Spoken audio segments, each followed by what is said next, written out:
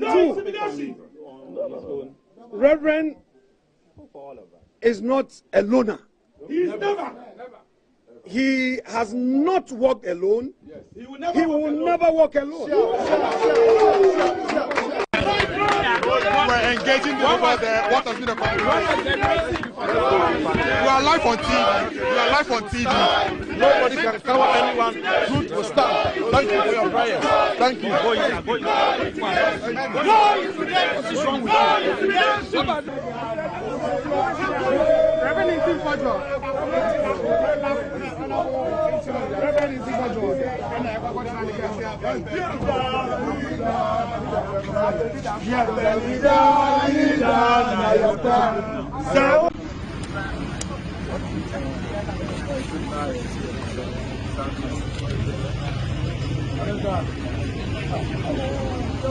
That they just come and ransack a whole member of parliament. Come on. Let's grow small. What kind of life is that? We ruled Ghana 8 years.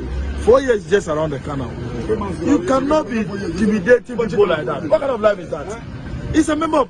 The fact is, NDC has to be dissolved. You have to be dissolved. It's not about numbers. You have to be dissolved. Because we are talking about quality numbers. See, our numbers are small, but quality, minority. Mr. Speaker, for this, I respect them, I will say it. But I'll tell them out today. He says that there were inconsistencies in my account. Yeah, first of all, so I'm coming to address the inconsistencies. First of all, he says that... He went to Twitter this morning, yes. And he says, the mighty minority has been vindicated at last in the suspicious Gran Canaria flights to Ghana. Government spokesperson and Minister of State Felix Kwachio must resign for willfully publishing false evidence to cover crimes. And he's quoting Fact Check Ghana found your statement. You claimed that that is not accurate, that did not happen to aid in repair. Nowhere in my 7-minute video that I said the aircraft that brought the parts and the crew, repair crew, came to Ghana once. Where in that 7-minute video did I say it? And indeed, you can play it to your viewers. And I request that as part of airing this program, you play it so that Ntim Fordjour shows me why I said that the aircraft came to Ghana once. I never said so. I said when the Airmed aircraft developed a problem with its tire and landing gear upon landing. I've heard some people say that I've said the aircraft developed a fault in mid-air. That is very ignorant, you understand me? It is mischievous, completely tangential. The aircraft landed safely and then noticed that there was a problem with this tire. I have put out pictures and those pictures are absolutely 100% authentic. The question is, how come you had pictures of repair works? But these days, people say that actually makes it more suspicious. How is it suspicious? Like, why do you have pictures of that? You are here recording me officially. I've seen your crew whip up their phones and take pictures of me. People do it all the time. Yeah. In what way does it raise suspicion if people are fixing a tire? It is a matter of record. Indeed, there is evidence of this being done. And when the investigation is conducted and Ntim Fordjour is holding, the airport company can produce evidence of this. I have put it out. The second point I need to stress is that nowhere did I see that when the second aircraft came, it left on 25th. I said the Airmed ambulance developed a fault with this tire. A second aircraft belonging to the same company brought tires and repair crew. And once the aircraft was fixed, it left on 25th. Which aircraft was fixed? Was it not the initial one that came? And so if it is fixed, won't it leave? Ntim Fordjour says that because I have said it, I have said that the second aircraft stayed until 25th. And so I have lied. In any event, how does that even prove that there was drugs on the plane? Which is the substance of the matter. Secondly, he says that, in fact, even the first Havoc flight, 12 BK, never came to Ghana because he was going to check on flight where. Has he not said so? Now, you recall that it was Ntim Fordjour who, on the 1st of April, first told Ghanaians that Havoc flight 12BK had arrived in Ghana. Play that press conference. So he told everybody that the flight arrived in Ghana. Yet he says that a few days later, when he went to check on... $11 million was paid for Palugu Dam when there was no even sand at the site. Mr. Speaker, I heard the former the former finance minister saying that His Excellency John Dramani Mahama is terminating and that he's a terminator one. Don't worry, you've not seen anything yet. Mr. Speaker, the Palugu Dam, those who chop that money will be terminated. Mr. Speaker, you see the agenda 111, $400 million. You will account for it. If you don't, termination. Mr. Speaker, you see the most expensive hole that is dug in Accra. Mr. Speaker, you see the Cathedral, the most expensive hole in the whole of West Africa. Mr. Speaker, do you know one of the most shameful aspects of that hole? They went to Israel to go and import stone, a huge gravel stone. They carried it, paid money for it to come and put. Are you building voodoo house? Mr. Speaker, that is more than $50 million. Wallahi, termination. We will terminate you if you don't pay that money. Now, honorable members, some of you just are a few days old in Parliament. It doesn't matter. I'm looking at you. Repeat what you said. Please. If I were such a biased person, I couldn't have won to be a speaker in opposition. Please. I'm begging before you came into this house. Your minority leader spoke. I've given him enough time to speak, and he's still speaking.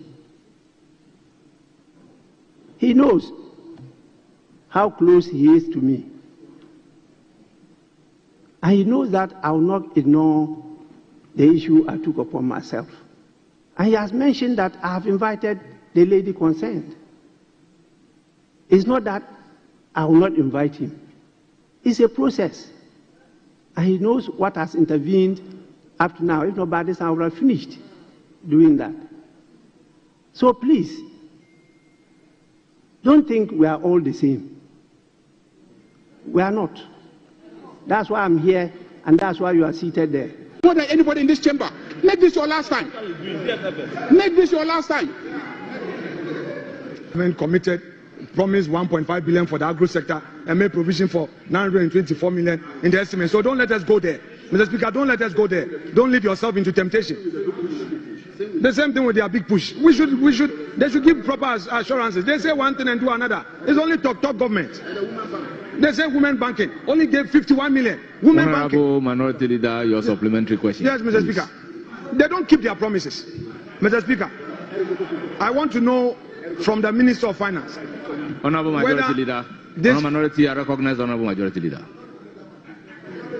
Mr. Speaker, the Minority Leader should learn to behave properly in this chamber.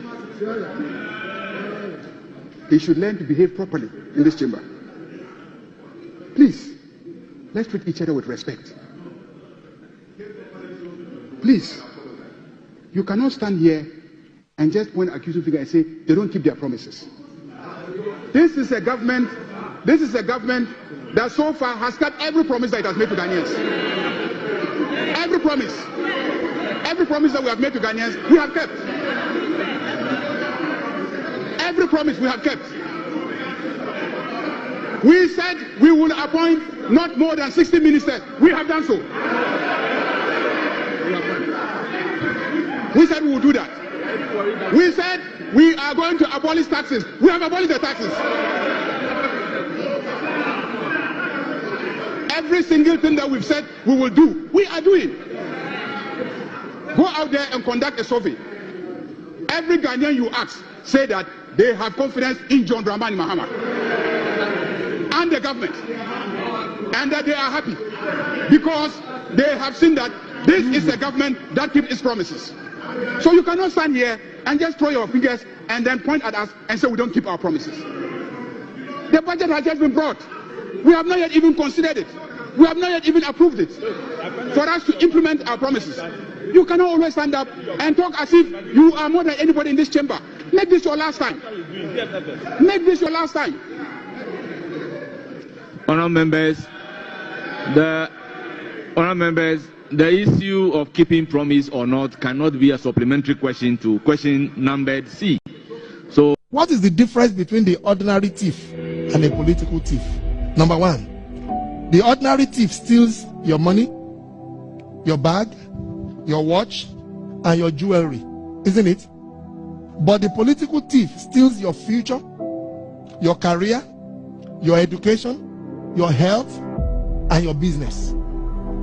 Number two, the hilarious part is that the ordinary thief will choose whom to rob. But you are the one who choose the political thief to rob you. Because we choose them. We vote them. We blindly say we are not blind. Who is deceiving who? The ridiculous part of the whole issue is that we will fight to defend and protect our belongings from the ordinary thief. Is it not? But we fight each other to defend and protect the political thief. Is that not what we do? Thugs will be fighting themselves to protect those that are stealing our career, stealing our joy, stealing our health, stealing our success. What a shame. Government is broke, government is broke. The people are spending billions to go inside the government that is broke. Have you ever seen a minister who resigned because government is broke before? Government has no money. Have you ever seen a governor who said, ladies and gentlemen, when I was elected, I thought the government had money. Now I discover government has no money, I resign. Have you ever seen it? Government has no money, but they are bringing money out at election time. Where is that money coming from? So they are lying. What is happening is that there are two types of wicked people in government. Type 1, they eat current money. Any money they find in government, they will eat it. They are wicked about that one. There is type 2. Type 2, they eat current money and future money. They will say, my term will end next year. When I leave, how will I eat money? Let me borrow money now and borrow money of the future and eat it now.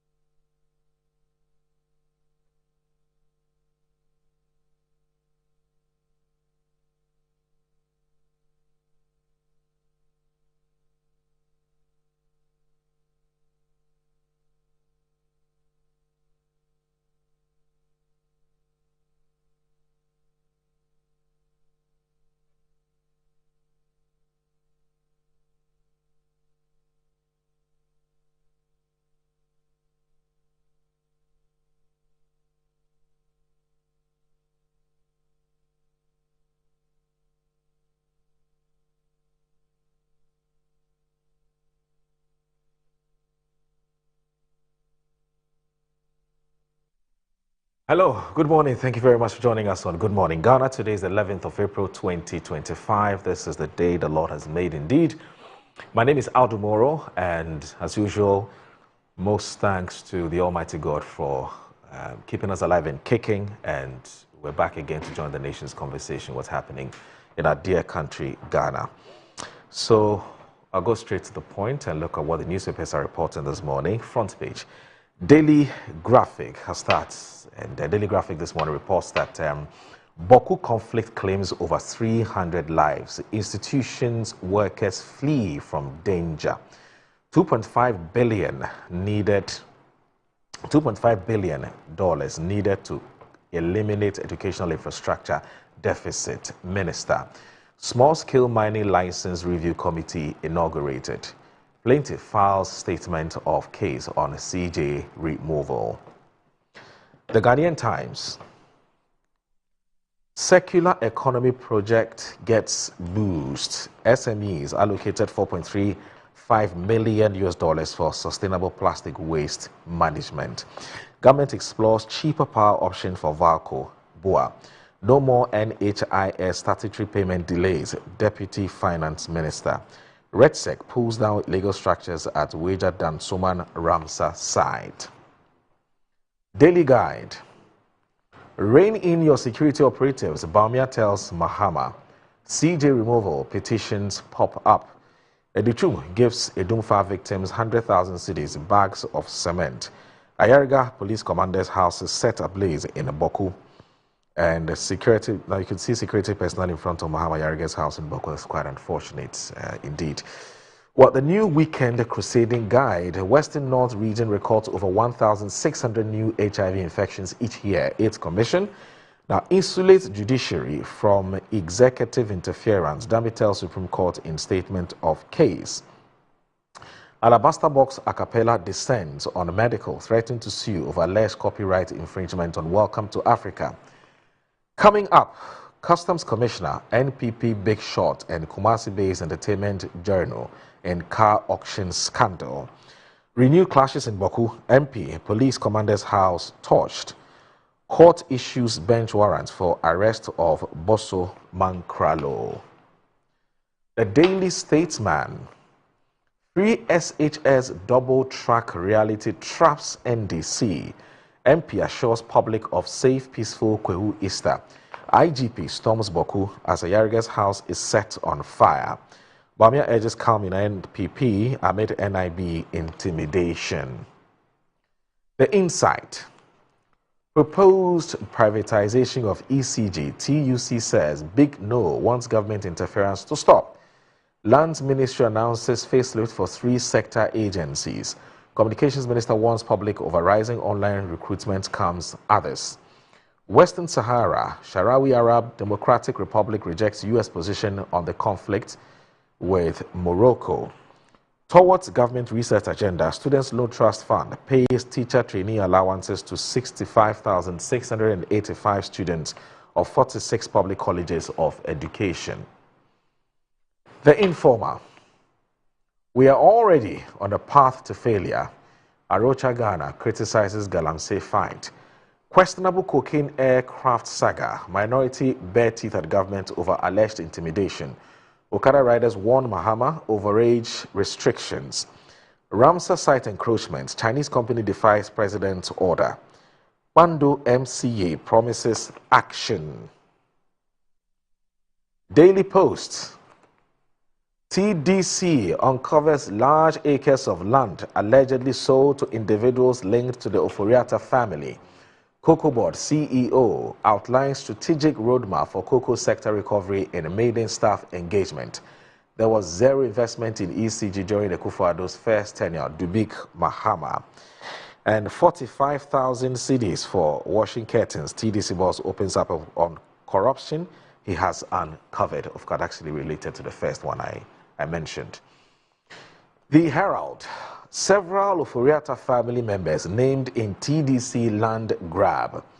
Ayeboafo refutes cash for contract claim in a GBC boss reappointment, says nationwide tour was legitimate governance exercise. Minority leader pleaded with NIB to suspend Ntim Fordjour's arrest, Vanderpoel reveals. Second MP files 10 million cedis lawsuit over $350 million cocaine link, but spares John Ntim Fordjour. Coming up, Kevin Otri arrested. The Publisher. Bawumia slams Mahama over NIB rates, and the court upholds another unpressed victory. 25,000 cedis cost awarded against petitioner. Reasons petitioners want the CJ removed, and there's an editorial, democracy or intimidation. The Inquisitor. Frivolous cocaine and money laundering claims. GACL shames Osofo Mako. Finance Ministry sets desk to enforce PFM Act. Government to pilot 1 million coders program on April 16. And as Bolgatanga Airport construction site inspected. The Custodian. High Court dismisses election petition against Ano Dompre. Stop using security agents to harass opponents. Bamia minority tell Mahama. Speaker Bagwin petitioned. Reality has exposed NDC on economy. Gideon Bawku.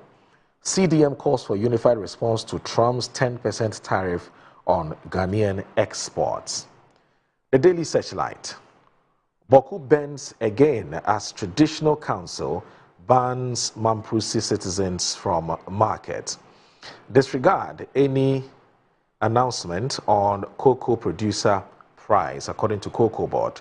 And as MFWA presents gender equality strategy document to Prink PAG. The Business and Financial Times. Mining industry pushes back against new 3% levy. Digital payments lag among local firms. The government committed to strengthening health education and infrastructure. Deputy Finance Minister AGI decries disregard for local content in ECG cable import. And Ashanti ICGC life walk continues to impact mental health. So these are the stories on the front page of the newspapers. When we return, I'll be introducing my guest for the show. Please stay with us.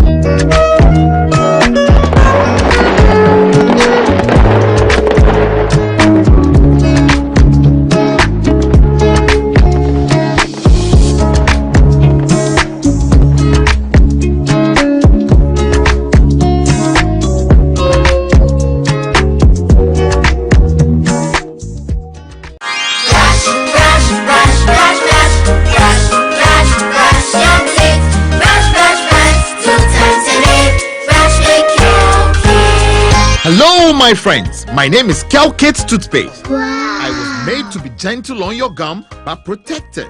I will protect your teeth from cavity, make your teeth whiter, stronger, keep your mouth fresh all day. And best of all, I'm strawberry flavored.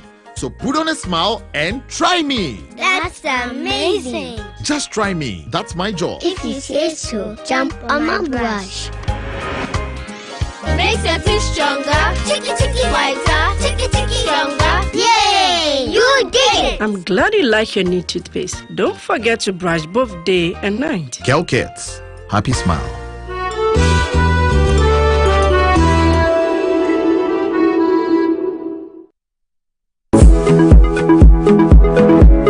Sometimes the unexpected happens and the hero falls down in his own story. But he needs not stay down for long. Cosmopolitan Health Insurance is your trusted health partner. Whether an individual building a business, with Cosmopolitan Health Insurance, your medical care is our concern. For the best health insurance solutions for corporate institutions, groups and associations, families and individuals, choose Cosmopolitan Health Insurance from our over 700 accredited health service providers nationwide. Call us on 0302 540 668 or 0501 678 547 for all your health insurance solutions. Cosmopolitan Health Insurance, your medical care is our concern. Fire promoting near Gubi, Ghana Funiaji. If you say, ya your local spices, na ya Friday, ya sankofa natural spice. Me the gummy jollof mu. Me Mr. Wahuduma, emanate dance. Stanley, the barbecue the go on. Sankofa natural spices. And one you use 100% natural. Said the happen. Adofo, mamu nye huge mistake. Sankofa natural spices. FDA ejodi nkratu yatu.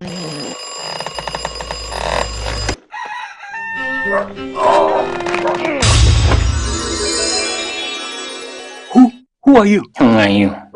Charlie, it'll be you from the future who doesn't sleep on that slice of bready poor mattress anymore. Don't some slippers then follow me.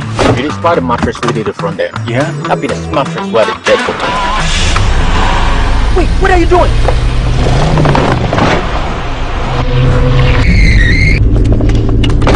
Wow! No damage at all. Not only durable, but also super comfortable. Come on, try it. Nothing day like ash foam. Enjoy full body support and unparalleled comfort for a restful sleep. Don't forget your keys. Get the premium sleep experience with mattresses from Ash Foam. Visit any of our showrooms nationwide or at ashfoam.com. Mommy.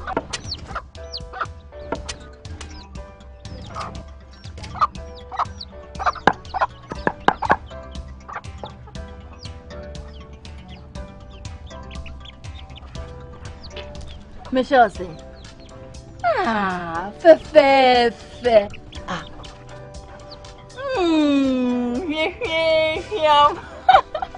Different era, better result. Time has changed and time has brought Kel Chocolate Toothpaste. Healthy gums, anti-cavity, fresher breath, and it whitens teeth.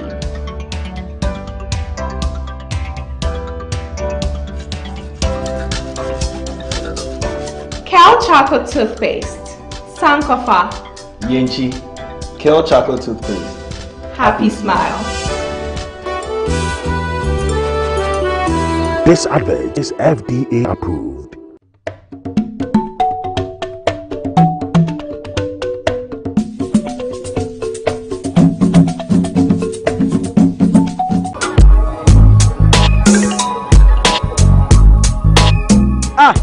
Customer. Adana, who say? Malaria been actually me, man. No more drama, still. One of them give us. Give us a solid. Yeah. Sorry. What rest of so give us here and turn down. What's over that song? That's when they give us the and turn down. Give us a bad mixture. If I try the and turn down.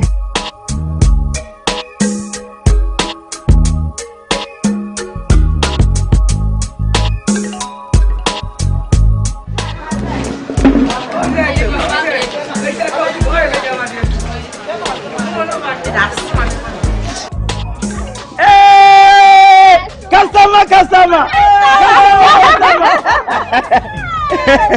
Give us a turn now. Pa. Onuya kayo oba wa fafuro nom the woman bonu fo nom akwada won yimfie dumie no ono nso nom. Where to get polytan? Oh, enye your fine. Go straight. No, I want to left right. Ghana na ye wo no. So woni dwom a na ye data. Who knows?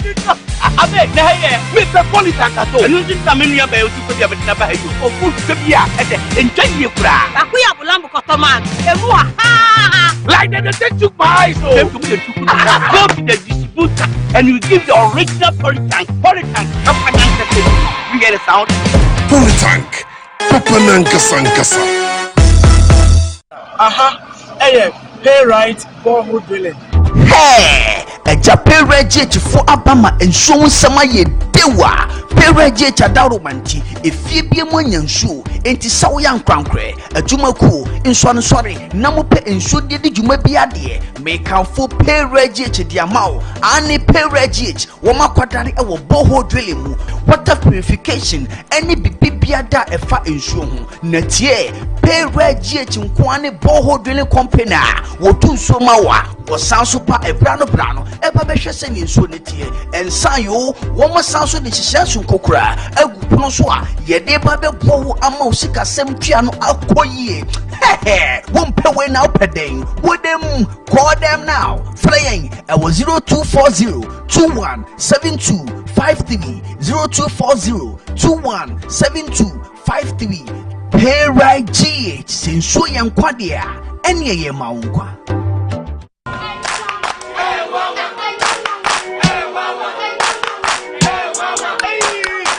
Cratchy, unemu bua unkoisha Dr. Ban uye denwa. Oh, Missy Yanfan come and me buru. Mami go buru. Don't you tell me ko bra. Me fan ko Dr. Ban ho. Dr. Ban o ya de. Bra, se ban no mpemu adwuma sasabro fro Dr. Ban o ye. Hey, tell me kwana meka. Oh, no mpemu nimdi ono na ye expect nya zanfo no. O akra any Kumasi no mpemu expect yen kan kyerɛw.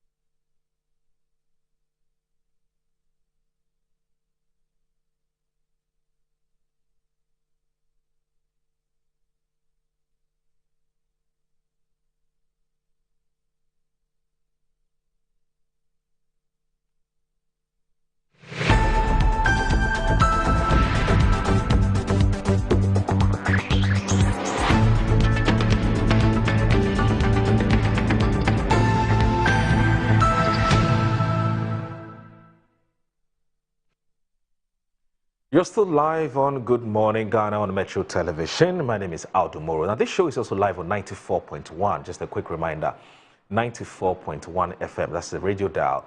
It's a radio station that doesn't have a name yet.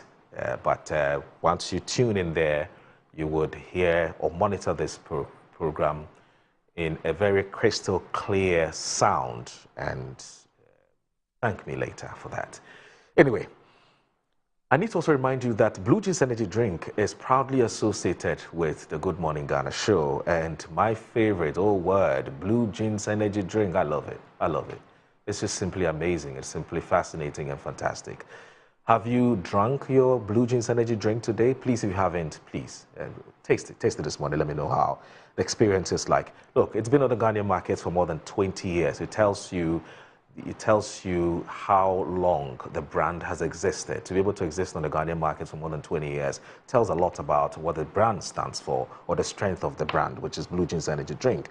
Look, it's got vitamins such as vitamin B2, B3, B6, B12, and it's got taurine, it's got guarana, and these are known to be, immune, these are known to be strength and energy boosters. That's what I wanted to say, as well as promote high performance and endurance. So Blue Jeans Energy Drink has been tested and has been tried. It's in shops nationwide.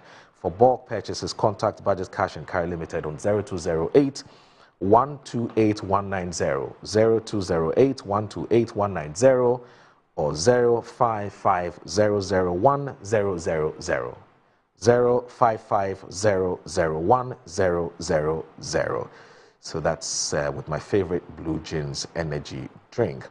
And also, as you do know, Easter is around the corner. And I've got some fantastic news for you, one that will blow your mind. Now, this Easter, all roads will lead to the Krapping Ridge for once in a lifetime special Easter experience. So join Metro TV, Original FM, as we make whistle stopovers at fun-filled joints such as OPKs. Yes, there's somebody here, but he doesn't own that joint. Yeah, there's OPKs. Susie's Place, Superb Lounge, among others, from Ebri, Mampon to Ekropong. It's Easter on a crescendo with the jam squads from Metro TV, Original TV, and Original FM on the Krapping Ridge. And trust me, I've got some more mouth-watering details for you, which would come up shortly. Now, joining me this morning on the show is a man who hasn't been here in a while, but he's a very good friend. I mean, we go way back. And he's participating in the conversation today. I'm talking about Davis Opoku Ansah, popularly known as OPK. Davis Opoku Ansah, popularly known as OPK. And he's the Member of Parliament for the Imprayaso constituency, but also recently has been made a vice chair or the vice chair of the Public Accounts Committee. Good morning, my brother. How are you? Good morning, Moro. I'm doing... It's been ages. Yes, I mean, you don't look for me.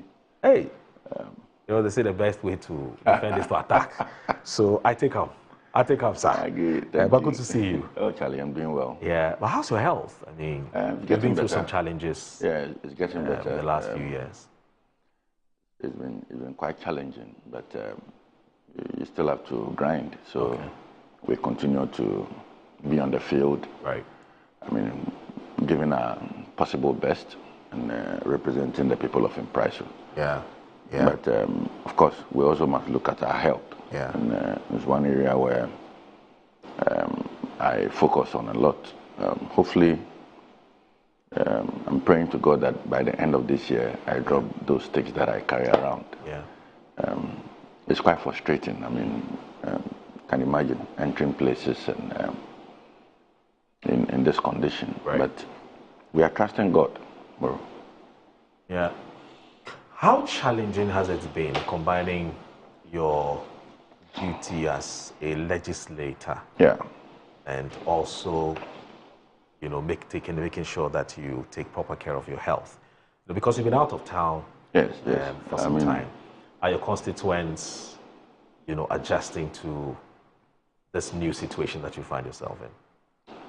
Well, that's, I think when it comes to visibility in the constituency, at least I try to do my best. My constituents would appreciate the fact that almost every other weekend I'm in the constituency. I mean, I really would not stay in Accra when I have things doing in the constituency. And sometimes I've had to travel with some physiotherapists just to go take care of me in the constituency. Okay. And all of that. You know, in our traditional setting, if a chief is being installed, and during the process of swearing, he says that he commits his entire life to the town and to the throne, but for sickness. So, but in the work of an MP, it's quite difficult to say that you are not well, you are on crutches, so you will not want to serve your people. You must carry on with your duties. And I think I've performed well. I mean, even in my absence, when I had to go and stay outside for 6 months, I've had a strong team back home helping me deliver on my mandate. And it's not surprising that the people had to give me another term to serve them as an MP, despite the challenges that they see that I've gone through. So we'll continue to serve until we get better. And that would mean that we will be doing more for the people. And some of my conditions, it brings to bear some of the challenges that we go through, I mean, as a people. Even with my status and in society, sometimes you get to places and you realize that they are not disability friendly. I mean, so I wonder those who are unable to do stuff on their own, how they are able to manage. But that said, it's a process, and I'm sure we'll get there. But I want to believe that you're very close to full recovery. Yes, I am. You're I am. close to full recovery. Hopefully by mid this year, we should be very fine. Yeah, I should be very fine. Okay, that's fine. How is AFAC, Alliance for Accountable Governance? I mean, you were, when I say you, I mean yourself. I remember that back in the day, yourself, Pa Willie, Dr. Free, the likes of, what's the name again? Samia Wuku, Arnold Boating, and all of you. And you made governance extremely difficult for the Professor Mills and the John Mahama government. And then we noticed that right after the government lost power, AFAC then sort of capitulated and you just went quiet. And there were a series of articles that were written at the time asking, where is AFAC? All of a sudden you've gone quiet. You know, of course, it raises for me a broader issue about some of these, you know, pressure groups that are formed and how they either are quiet or loud, depending on which political party is in power. In your case, for instance, what exactly happened to AFAC? You just went I won't say totally quiet, but you went quiet. Well, I think we never shied away from the fact that AFAC is a pressure group. Yeah. That is associated with the MPP. Okay. It's a pro-MPP pressure group. It's a pro-MPP pressure group. And in every political environment, in a democratic dispensation like we have, I think it's important for us to appreciate the roles of pressure groups and even the roles of civil societies to a larger extent. In a local language, we say that yeah. So you would need institutions like civil society groups, like political parties. That is why it's important to even have a minority in parliament. You want to straighten up government. You want to remind government of the promises it made to the people of this country, and also to want to pile up a certain pressure on government. I mean, and that is the role that AFAC played while the MPP was in opposition. When the NDC assumed the role as an opposition government, there were agencies and individuals that also took up that challenge. And they were all around, I mean, criticizing government, I mean, scrutinizing deals of the MPP government and all of that. I mean, in the last 3 months, we have seen a resurrection of the AFAC spirit. And rightly so. That is what we need if we want to have a society that is responsible, that holds government responsible for its actions or inactions. And that is how I want the Ghanaian people to see it. Yes, the MPP may win power. You will not see a lot of AFAC because the AFAC that we saw during the opposition is a pro-MPP group. I mean, ours is to support the party in parliament. Ours is to support the party in opposition. To want to remind the government that you have a responsibility to deliver on your manifesto. You have a responsibility to deliver, to ease the tension, the pressure, the economic pressure on the people. And once they fail to do that, it's our duty to go out there and use any means possible to bring them to their toes. I mean, and so we continue to do that, and we have relaunched AFAC. In recent times, we've had to issue statements, especially on all these Airmed issues and all of that. And I think that is what we need as a society.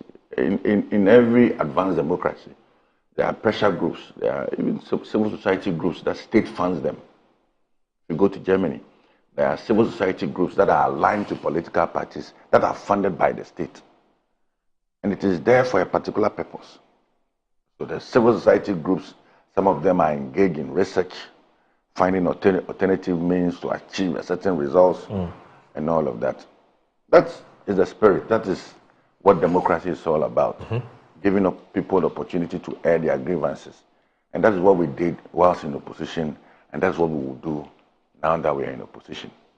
We're told that AFAC, and that's my final question too, we're told that AFAC has a list of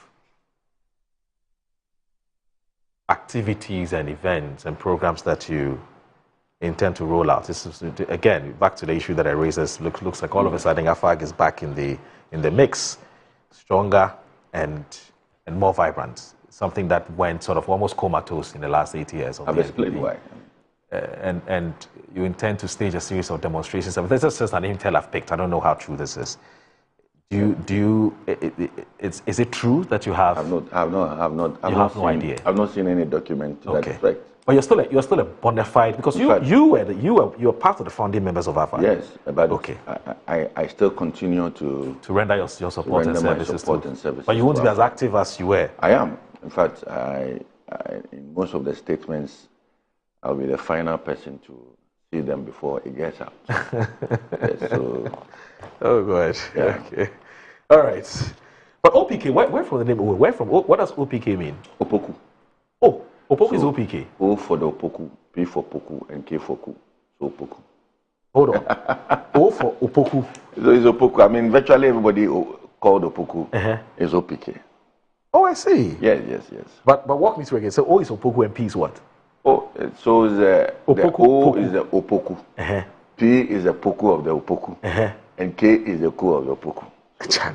So, anyway, so OPK is how we affectionately call it. Anyway, so I want us to get to an issue which is of concern to me because I come from the northern part of Ghana. And so when I see these things, for me, it's heart-wrenching and it's very disturbing.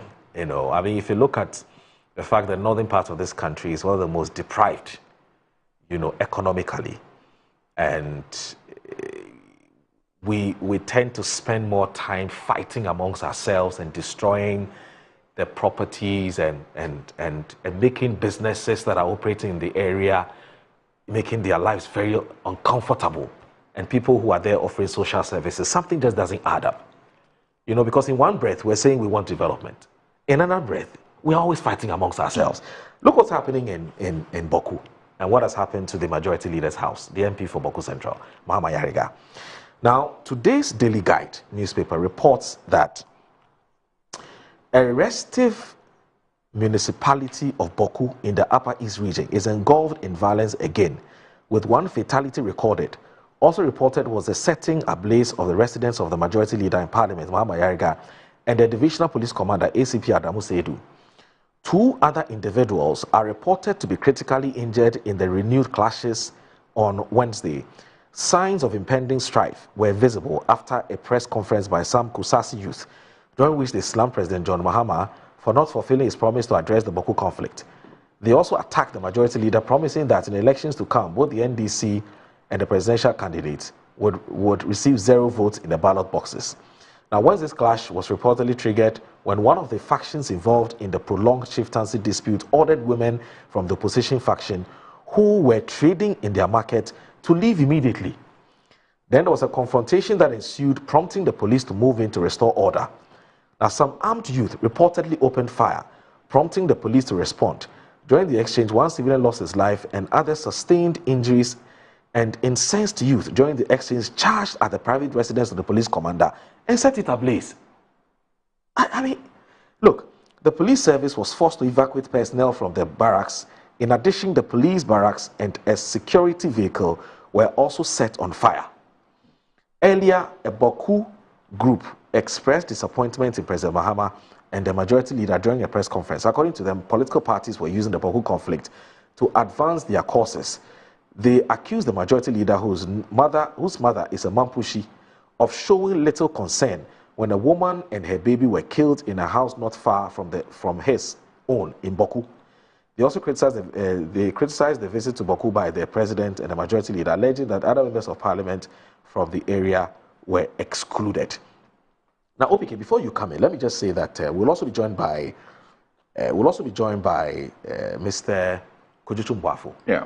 Yes, Kojotu Mbwafu is the but he's a former executive secretary of the Ghana Free Zones Board, but currently is the acting boss at the Financial Intelligence Center. He's the acting CEO of the Financial Intelligence Center, and so he'll be joining us shortly. He's just running a little late, which is very unlike him. Something may have happened, but just so our viewers know that there's another rep. Sorry? He's got business doing, so he's not busy. Well, yes, I know that.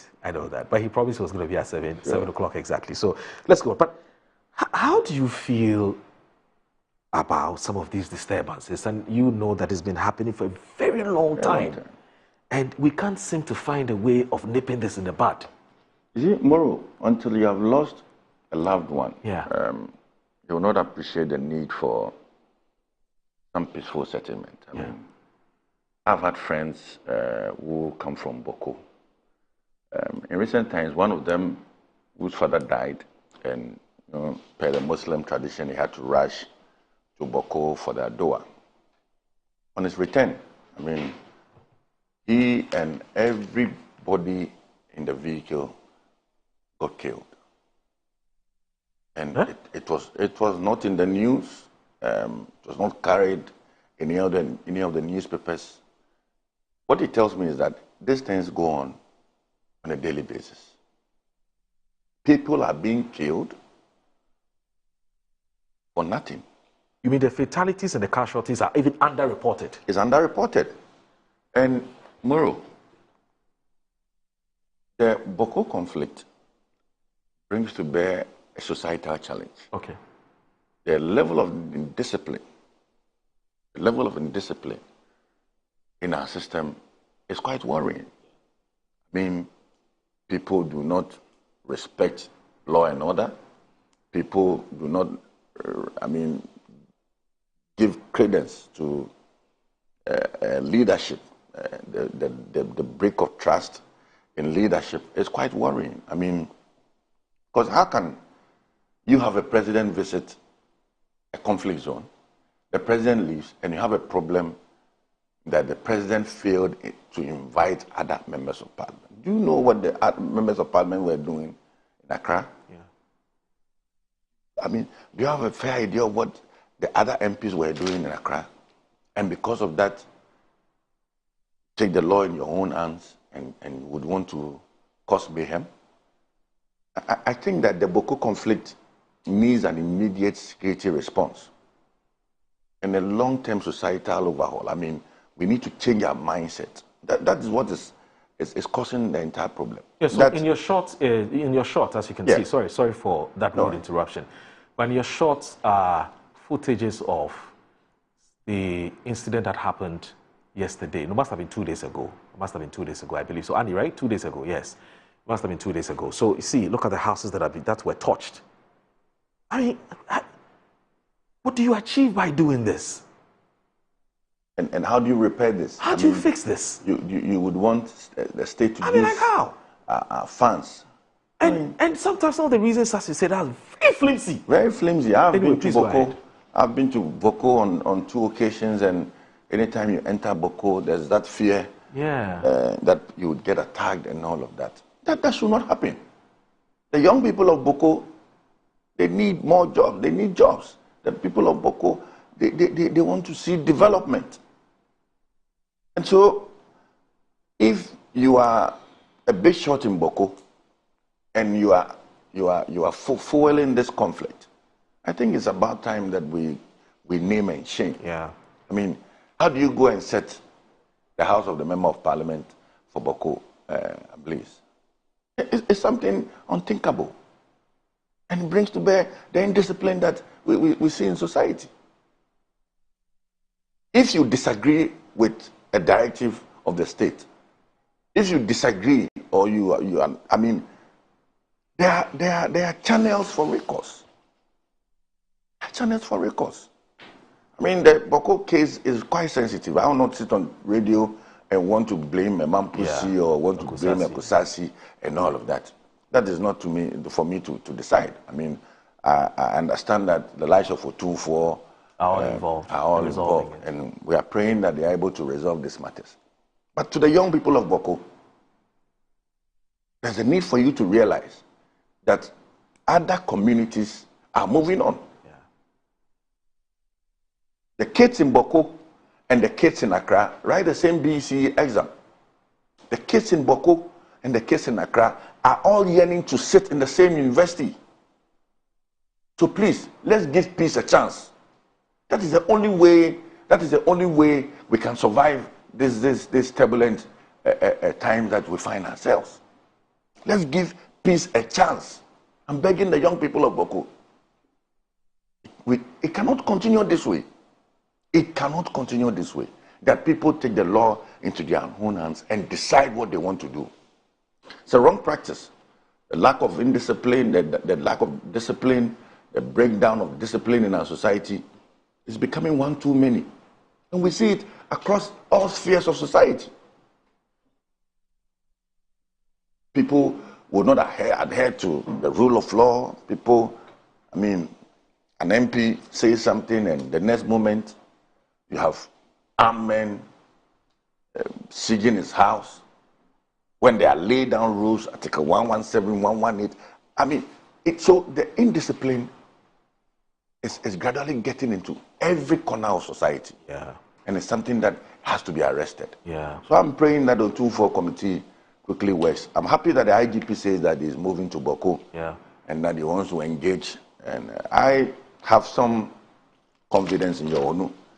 I remember in our days in AFAC, I mean, anytime we wanted to do a demonstration, the first person who would call would be your own. Yeah. Trying to tell us to stick to the laid out rules, the routes as agreed, and all of that. And it does so with some passion. I mean, it is not too forceful in its demands. Yeah. And for me, that is the kind of leadership we need in resolving this matter. So we are very hopeful that the Ntim Fordjour committee, the government, will be able to bring matters to rest in Bawku. I mean, we cannot continue this way. Can you imagine the resources that are being channeled to Bawku on a daily basis? Military men, police service, you have to be fed. Just to maintain peace and order. Yes, ammunitions ought to be bought, all in the name of maintaining peace and order. This money can go into constructing roads in Bawku. This money can go into constructing school buildings in Bawku. This money can go into supporting young women in Bawku to start business. So young people of Bawku, please, that should be the focus. Look, in a related development, before I get there, let me just welcome Mr. Kojo Chumbuafo. He's joined us. He also hasn't been here in a while. He's abandoned his younger brothers and sisters. We've been looking for him. We can't find him. Finally, he's been found. Hooray! He's been found. He's been found. And so we're grateful that we've been able to locate him. Now he's here. Mr. Kojo Chumbuafo, good morning. Thank you very much for joining us. Good morning, OPK. I haven't abandoned you. I've not been too well, and I'm trying to make the transition from being a civil engineer to looking at what OPK and his gang have stolen. Looking into people's accounts. It's shocking what you find. That's what you've been busy doing. This morning, when I was told that I was meeting Kojo, the first thing I did was to go into my account and see if I what is there. Yeah, I just checked. He has withdrawn it.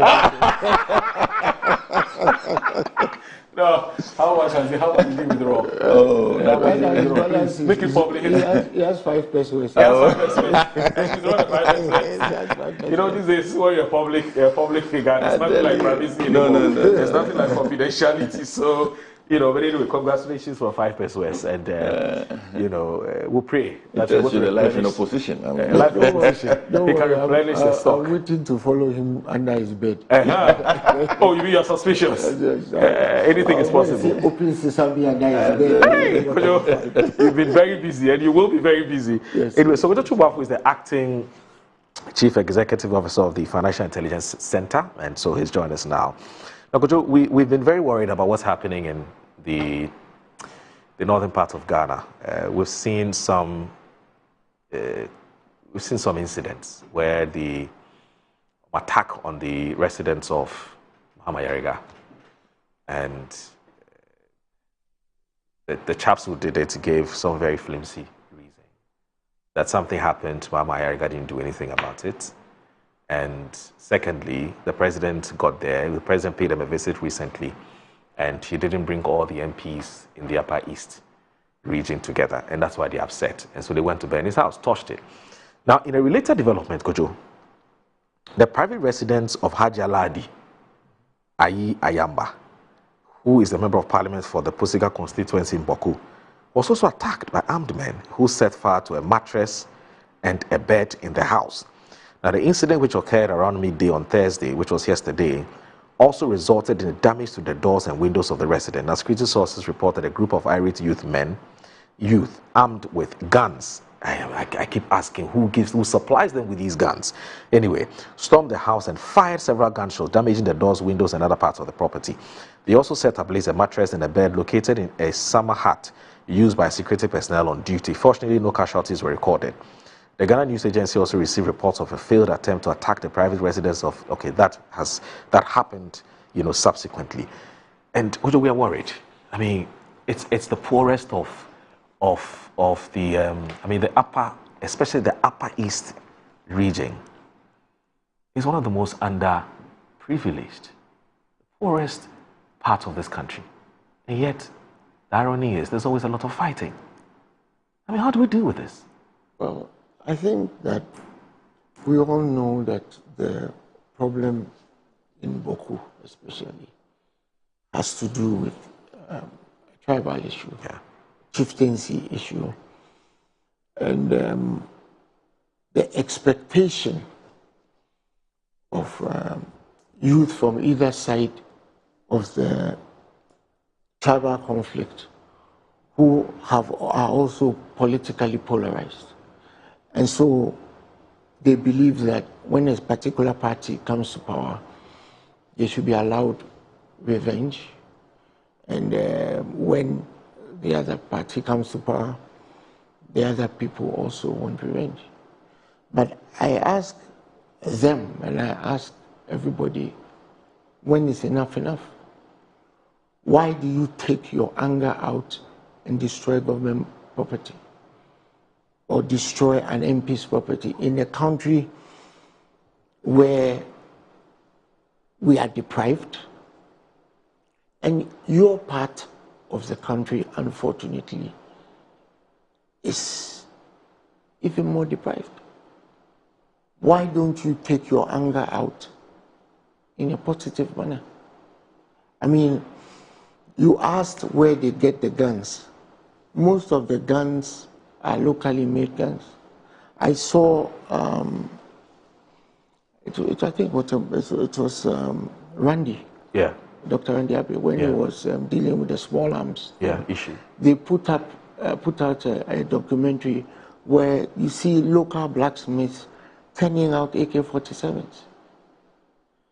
So channel that ingenuity into making tools for agric, tools for production, tools for preservation of produce, and let's better your lot. Why would you burn an MP's house? Honorable Mahama Yariga is a Harvard-educated lawyer. If he leaves Parliament today, he can get work anywhere. If he doesn't come to Bawku for the rest of his life, he'll be fine. Why do you destroy his home ostensibly because you are upset, even though you are apparently NDC, you are ostensibly upset about something he didn't do? You know, the previous president didn't come to Bawku. Did you come to Nima to destroy his house? So the young people, you know, maybe with the benefit of being 56, some of the testosterone in me has died down, okay? I'm sure OPK same, but this is unbelievable, you know, what they've done, destroying air conditioners, destroying. You know, Haji Aladi has been a teacher all her life. You know, if she decides not to come back to Pusiga again, she'll do very well. So what about you? Right? They should find a way to resolve these differences without the violence. It's simply untenable. And I think that the police and the army contingents there should also try and be front foot on some of these things, because some of these things you can find out before the action actually takes place. They should build an informant network that tells them something is about to go down, and they get out there and they go and resolve it before it even happens. There should also be conflict resolution, right, at the top of the tree in whatever they are doing. But see, having said that, I think I was listening to my brother OPK, and he was making very good points before he brought in the Reverend Ntim Fordjour matter. I think that we're going to get there. That's actually no, that's but the he next brought topic. it in. So let me just comment on it. I think that the right to free speech does not include the right to yell fire in a crowded theater. Right. You understand? If you go to the Accra Sports Stadium on a Black Stars March Day, and because you have a right to free speech, you start yelling, Ijato how, and you are obviously committing a crime. So you said we'll get to Reverend Ntim Fordjour. That's our next topic, and I have a lot to say about it because he actually called out for me. All right. He called for the genie. The genie is here and he's not here. All right. So anyway. So I guess, look, our folks who live in the part of the country, and of course, Kusasi and Mamprusi brothers who live in various parts of this country. Let's call our brothers to order. Let's call our brothers to order. Before you finish the topic, you remember that before the elections, some of them were murdered.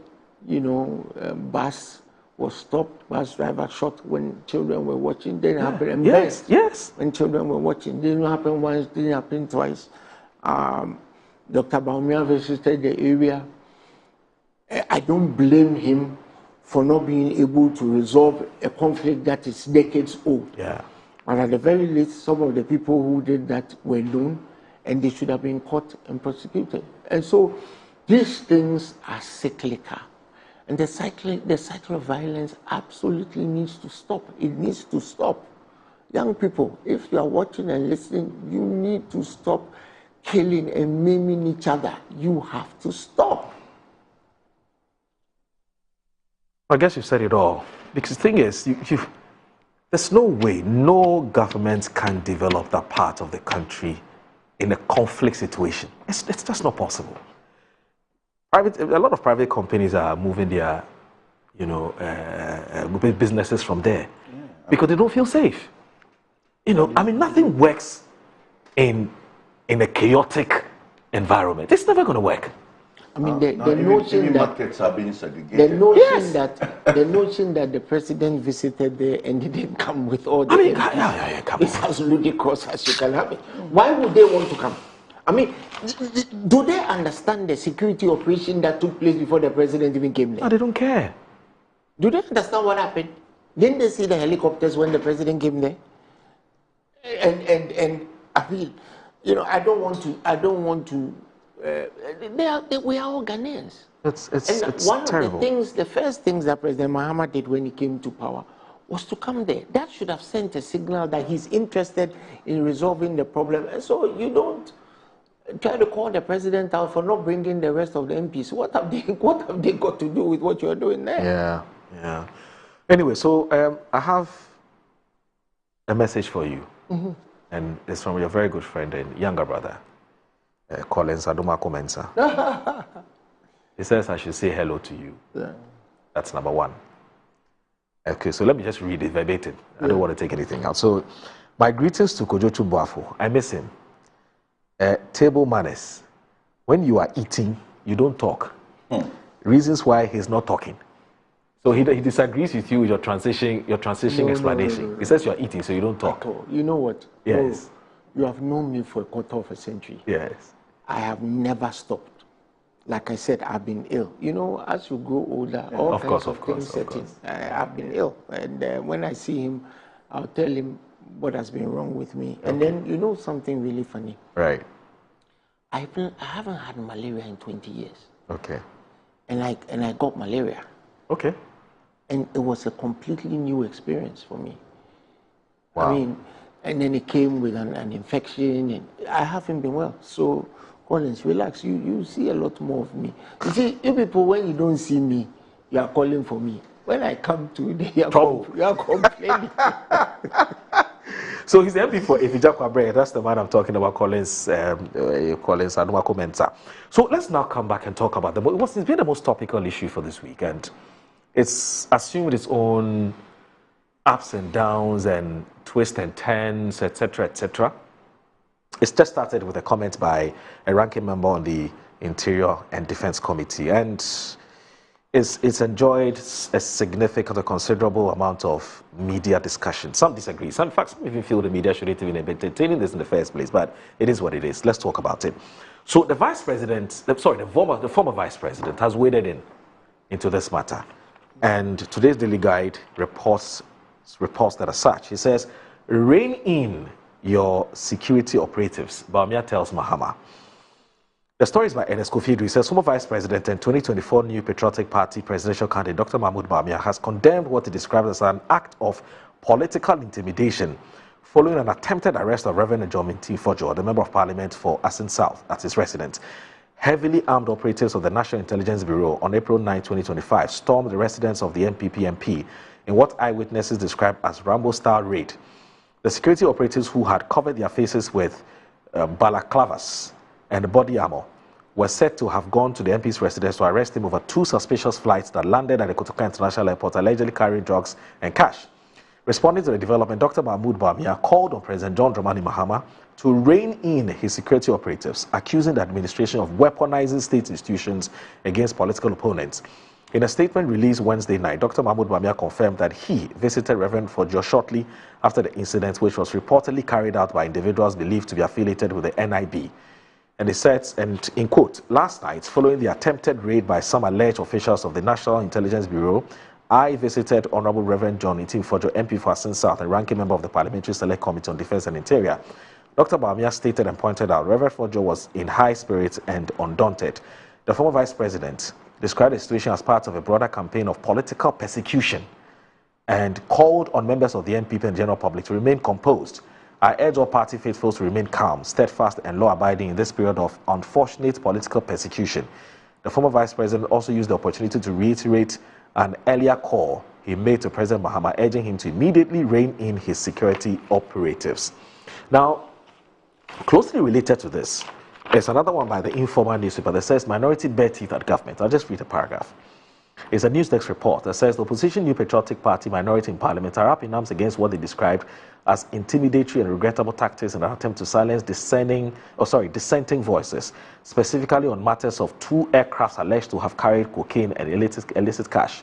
This follows the recent attempt by some operatives of the National Investigations Bureau to arrest the Member of Parliament for Asin South, Reverend Ntim Fordjour, over allegations that the 2 aircrafts that landed at the Kotoka International Airport a fortnight ago were carrying cocaine and cash. According to the minority, the invasion by the operatives was in breach of constitutional provisions and parliamentary standing orders. Kojo, let me start with OPK, actually. OPK. Yeah. First of all, how's Reverend Ntim Fordjour doing? I think he's doing well. What was the last time you spoke to him? Last night. I spoke to him. Okay.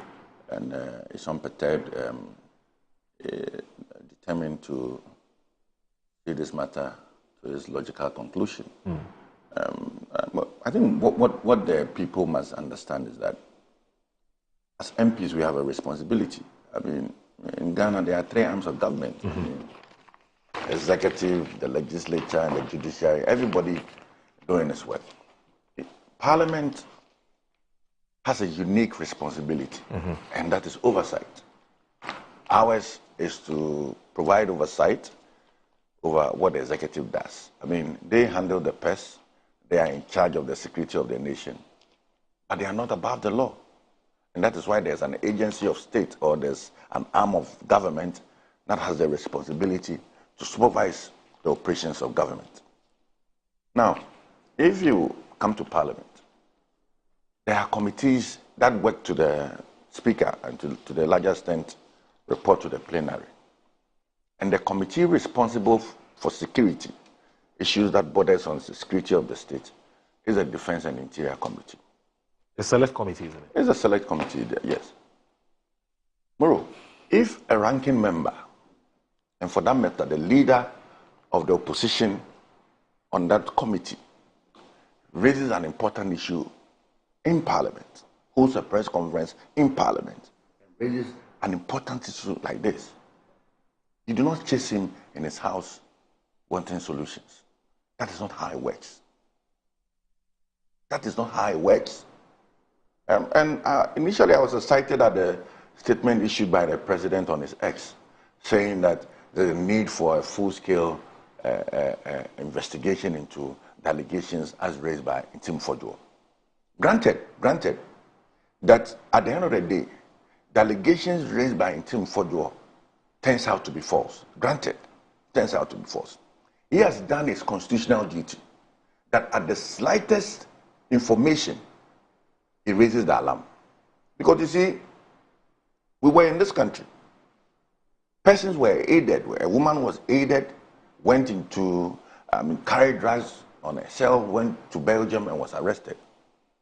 And this dented the image and fight against drugs.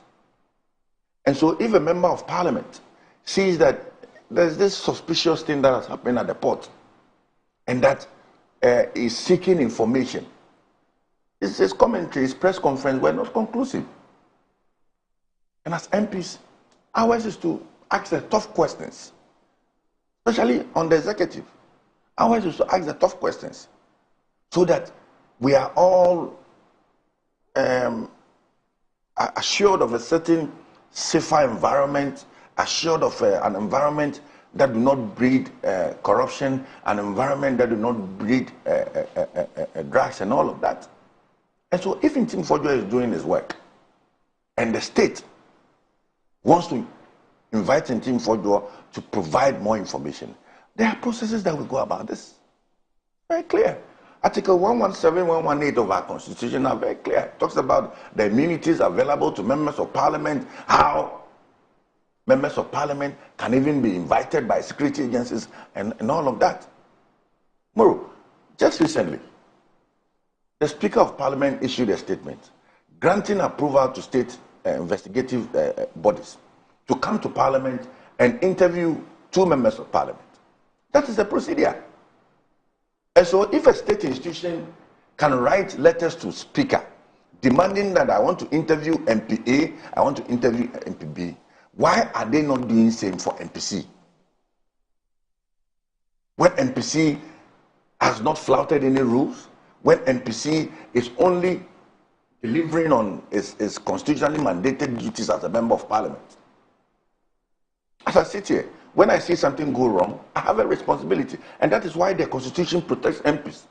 That is why things that are said on the floor of Parliament cannot be subject to any criminal investigation. Or nobody can be arraigned before the courts because they have said A or B on the floor of Parliament. That is the power that has been given to Parliament. So why is it that a member of Parliament, rightly so, the ranking member of the Defense and Interior Committee, is doing his work?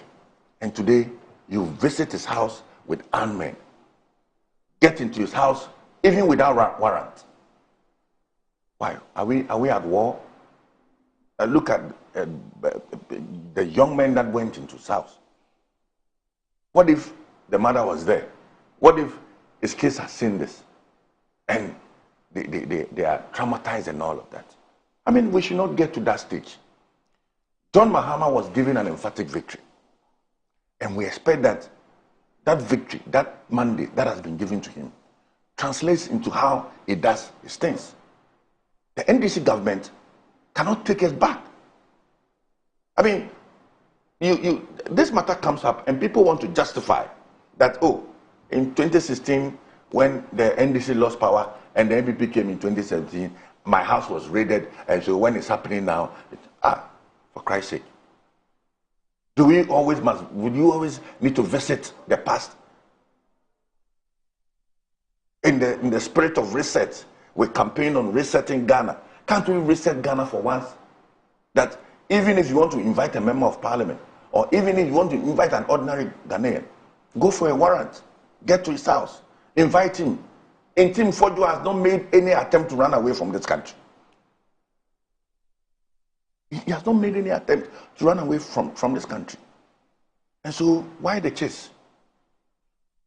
Why can't a simple invitation to Ntim Fordjour be placed to him? Okay. If you want to invite Ntim Fordjour, Ntim Fordjour is a member of parliament. If you want to invite him, you either go through the speaker or you call him personally.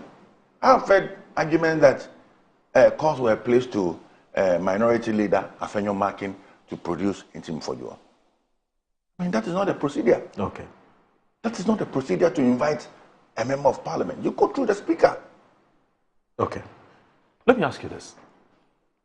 As part of the National Security Strategic Document, which was launched by Kandapa, I recall I was part of those journalists were invited there, and the clarion call at the time was that you see something, say something. Yeah. Okay. So, and more so as a member of parliament, he's seen something, and so he's saying something.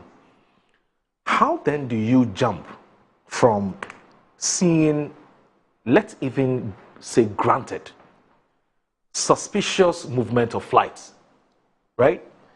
How do you jump from that, whatever you saw, to then conclude that the only suspicion and the only conclusion that you would want to reach is that these two, aircrafts were carrying cocaine or drugs or contraband goods or unlawful substances? Yeah. I mean, look at the jump. I've seen something, and the only conclusion I can reach is that these movements are as a result of these aircraft carrying unlawful substances. How did he even arrive at that type of suspicion? Moro, how? You see, from where he sits, yes, he's more like the shadow minister responsible for defense and interior. I don't have a problem with that. I'm coming. Okay. The information he has, you don't have it. I don't have it. Kojo does not have it. Okay. Now, I think that Ntim Fordjour is giving respect to the call by the president that this matter ought to be investigated. No, you don't get my point. That is why he is not coming to town with further information. You don't get my point. I'm saying that. So couldn't, okay, let me put it this way. Yeah. So couldn't, for instance, Reverend Ntim Fordjour have said, listen, guys, I have seen some disturbing movements of, some aircraft landed, went back, landed for a number of days, etc., etc. And so please, let's find out, first of all, what these aircraft came to do here. Yes. And is action for that. How? No, hold on. How? What did they carry? Okay? And what is the justification for carrying what he carried? Rather than, even before we find that out, I'm already speculating that these aircraft carry unlawful substances. May be carrying unlawful substances. Even if it's may. Yes. Why would you want to even jump to that type of suspicion? It could be. No, it could be. Okay. Why have we allowed politics to cloud everything that we do? I'm just asking. I'm just asking legitimate questions. The challenge is that. Yes. Because Ntim Fordjour raised the issue. Yes. Because Ntim Fordjour raised the issue. An impression is being created that Ntim Fordjour is going after government. No. That's not my issue. That be the case. No, it's not. No, you see, this whole defense from the NDC and attack from the NDC and AFAC on Ntim Fordjour is an impression that because Ntim Fordjour belonging to the NPP has raised this issue, and so there ought to be a defense coming from the NDC. Yeah, but did you listen to even his subsequent interviews he granted? That what? He says the government is shielding persons who are, I'm saying that because he has subsequently attacked the government. Because the call by the president for investigation has even been flouted by the NDC members. You see, we all must support state institutions. Ntim Fordjour ought to support state institutions. I need to support state institutions. Kojo needs to support state institutions. If I have information that the aircraft that came into this country were carrying drugs, I have a responsibility to report same to state institutions. That is if you But I will not do so. I will not do so when the entities that are responsible for the investigation are even coming at me in a very hostile way. That is problematic. But you see, again, my final question to you before you come in. That's problematic. So he suspects that these aircraft are carrying contraband goods. So as a member of parliament, don't you think that he should have gone beyond just, even though I had a bit of a difficulty with, first of all, going to the press, but that's fine. It's also an avenue that's available to him. Yeah. But don't you think that as a ranking member of the committee, somebody who's speaking on the behalf of the minority side of the committee, I'm not even going to say the committee, because the committee is chaired by James Agaga. So, if indeed he has some more information to sort of point to something untoward happening, couldn't he, as a member of parliament, say that, okay, because of this information I have, I'm going to the NIB, carry carry the media with you. You see, it doesn't go work to the that NIB. way. No, remember, go to the NIB. Yeah. Go to NACOC. Yes.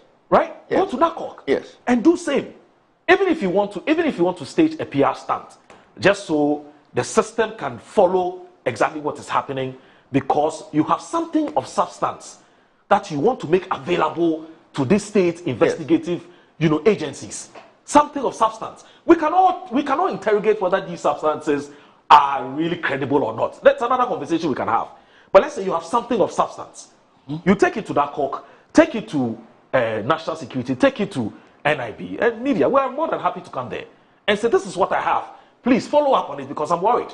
As a member of parliament performing my legislative oversight, rather than I have seen aircrafts move up and down, and the only suspicion or the only conclusion I want to come to is that these aircrafts are carrying unlawful substances. You don't think something is fundamentally not right with that? So I appreciate your understanding, because he's not an ordinary member of this country. That is why he needs to operate within a certain remit. How? He's written a letter to the chairman of the Defense and Interior Committee, demanding that the Minister for Interior and all agencies responsible be brought before the committee. To date, that has not been done. No problem. But also, until that is done, yes, whatever information he has, he'll keep it. But that is the appropriate forum. If you want the MP to be very comfortable, if you want the MP to be very responsive to the demands of the state, come to Parliament. He's operating within a certain environment. He's a parliamentarian. So let the appropriate committee invite all those involved, and he's going to provide his evidence. Now, we've asked them to keep quiet because these are sensitive matters. These are issues of national security. These are issues that border national security. Who's asking to keep quiet? Oh, of course. I mean, everybody is saying that it has to be sensitive and it can affect the reputation of the country and all of that. And so, why is the chairman of the committee shying away from inviting the Minister for Interior to appear before the committee? We are in recess. Over what? But the committee, over what? Yes, over what? Over these allegations. These are serious allegations that are being raised by Ntim Fordjour. But there are credible and incredulous allegations. There are some allegations when somebody makes. Look, so, you seem to be. No, don't get me wrong. I'm not getting you wrong. Because look, the public talks to us. Yes. And they raise a lot of questions. But I also engage the public. Okay. I'm just from my constituency. Right. And my constituents are wondering why the Minister for Interior is failing to appear before Parliament, the Parliamentary Committee, responsible for Defense and Interior. Why is the Minister for Defense failing to do that? And all we see is that you'll be there and some footages will be shared. And I mean, how is it that an airplane spoils and people will be there and they'll be taking videos of the process? Are they telling us that the airport is not wired? We don't have CCTV cameras on the tarmac?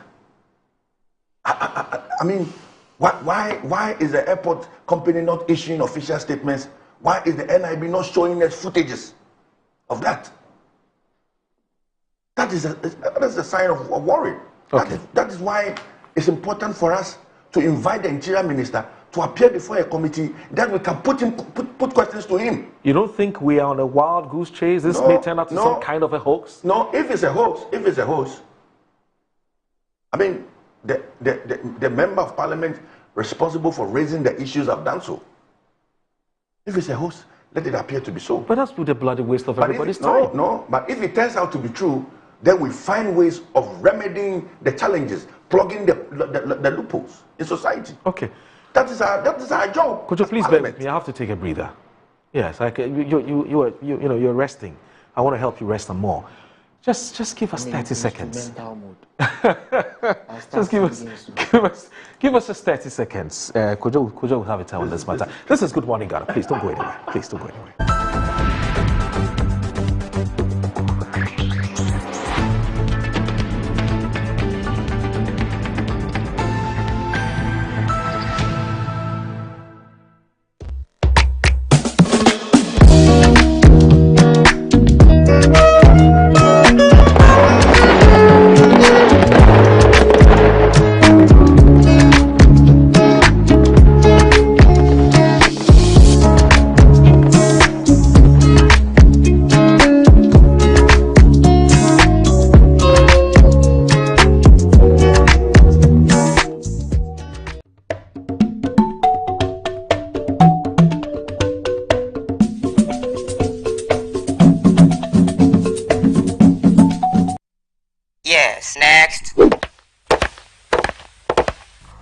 dear Benson, Asamo.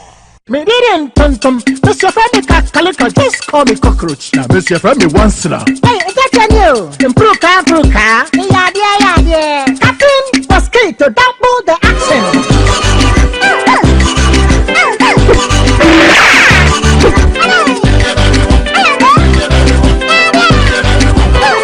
Me did it, Sasso spray. Mr. Friendly Sasso quell. Yeah, to my Sassa tell you now.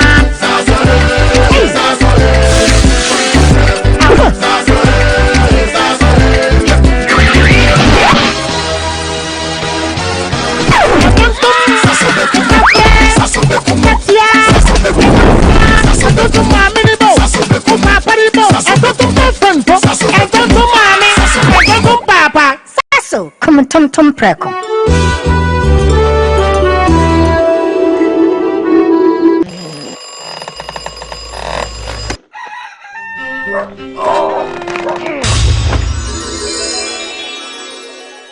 Who are you? Who are you?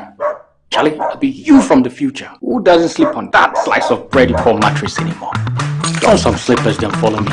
You destroy the mattress we did it from there. Yeah? That'll be the mattress where the dead go. Wait, what are you doing?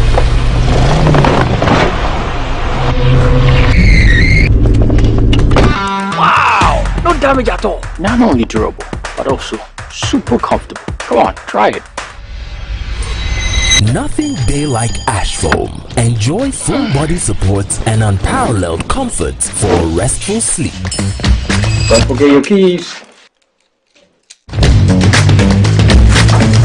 Get the premium sleep experience with mattresses from Ash Foam. Visit any of our showrooms nationwide or at ashfoam.com. You're the answer to my prayer. You're with me everywhere. You're my angel, miracle. You're all I need tonight. Give me shelter from the rain. You breathe life in me again. You're my angel, miracle. You're all I need to know tonight. MGO Logistics and Supply is your trusted partner, providing seamless solutions for all your procurement needs. From sourcing products to managing imports and exports, we ensure smooth and efficient transactions every step of the way. Whether you require goods from across the globe or need assistance in exporting your products to international markets, we got you covered. General trading is at the heart of our expertise. We specialize in a wide range of products, catering to various industries and markets. As a trusted dealership in building materials, we provide high-quality products that meet the demands of our construction projects. Additionally, we act as manufacturers' representatives, connecting producers with distributors. Our expertise in logistics is the backbone of our operations. We plan and execute transportation and delivery of goods, ensuring they reach their destination on time and in optimal condition. MGO Logistics and Supply, guaranteed satisfaction. I'm a brand manager. Of course, I accept only quality and affordable printed souvenirs for my promotional campaigns. I'm the head of academic affairs of a very important institution in Ghana. Of course, we only deal with quality, reliable printing companies for our institution's printing materials. I'm talking about appointed time printing. Appointed Time Printings. We take pride in our extensive print scope that transform your ideas into captivating visual masterpieces. We delve into the core objectives and vision of each print project. Precision printing is at the heart of our printing process as we meet your tight deadlines. Our rigorous inspection, color verification, and overall printing excellence are assured. 20 years of printing excellence. It's always a pleasure working with you to create a vibrant, dazzling printing experience that gives you a masterpiece. Appointed Time Printing, your world of quality and affordable printing. Where to get polytang? Oh, and you're fine. Go straight. No, I want to left, right. That's right. Ghana na yewono. So when you do more, any data. Who knows? Abe, na here, Mr. Polytang ato. Enu ti ta menu ya ba yo super ya na ba yo. O fu se bia, ede enjoy ye kura. Akuya bulambo kotoman. Emu like they take to buy so. Them to be the go to the tank, and you give the original polytank. You get the sound? Polytank. Papananka Sankasa. Attention all farmers, are you ready to take your crops to the next level? Introducing 3 effective organic composts that will revolutionize your farming practices. ACAP, KCAP and Airmed brings to you the ultimate solution for your fertilizer needs. Introducing the ACAP Grade A, KCAP Equiafua Jinkwa and the Airmed with cocoa blends, palm blend and mulch. These are made from locally sourced municipal solid waste, and these are the perfect choice for sustainable farming. Join the organic revolution today. Boost your crop yield, improve soil health, and support sustainable farming practices. Choose ACAP, KCAP, and Airmed organic compost for a greener and bountiful harvest. For your purchase and more information, call the numbers on your screen. Our products are endorsed by Cocoa Board, Planting for Food and Jobs, and the Ministry of Food and Agriculture.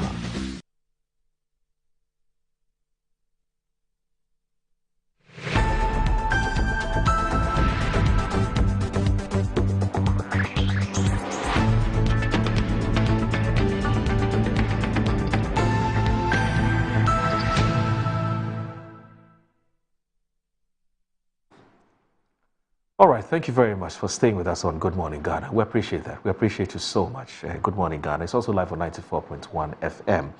So we are predictably talking about the Reverend Ntim Fordjour matter. We call the Airmed saga. Yes, and very interesting angles coming out.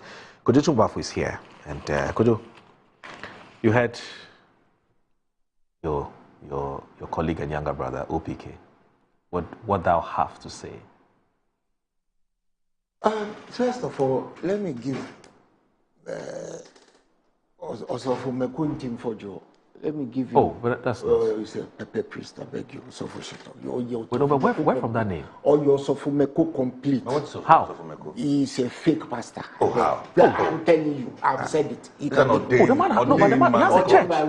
Oh, please. He has a church. Everybody can be ordained. And his members take him seriously. Were you not in this country when we had naked I come, naked I go church?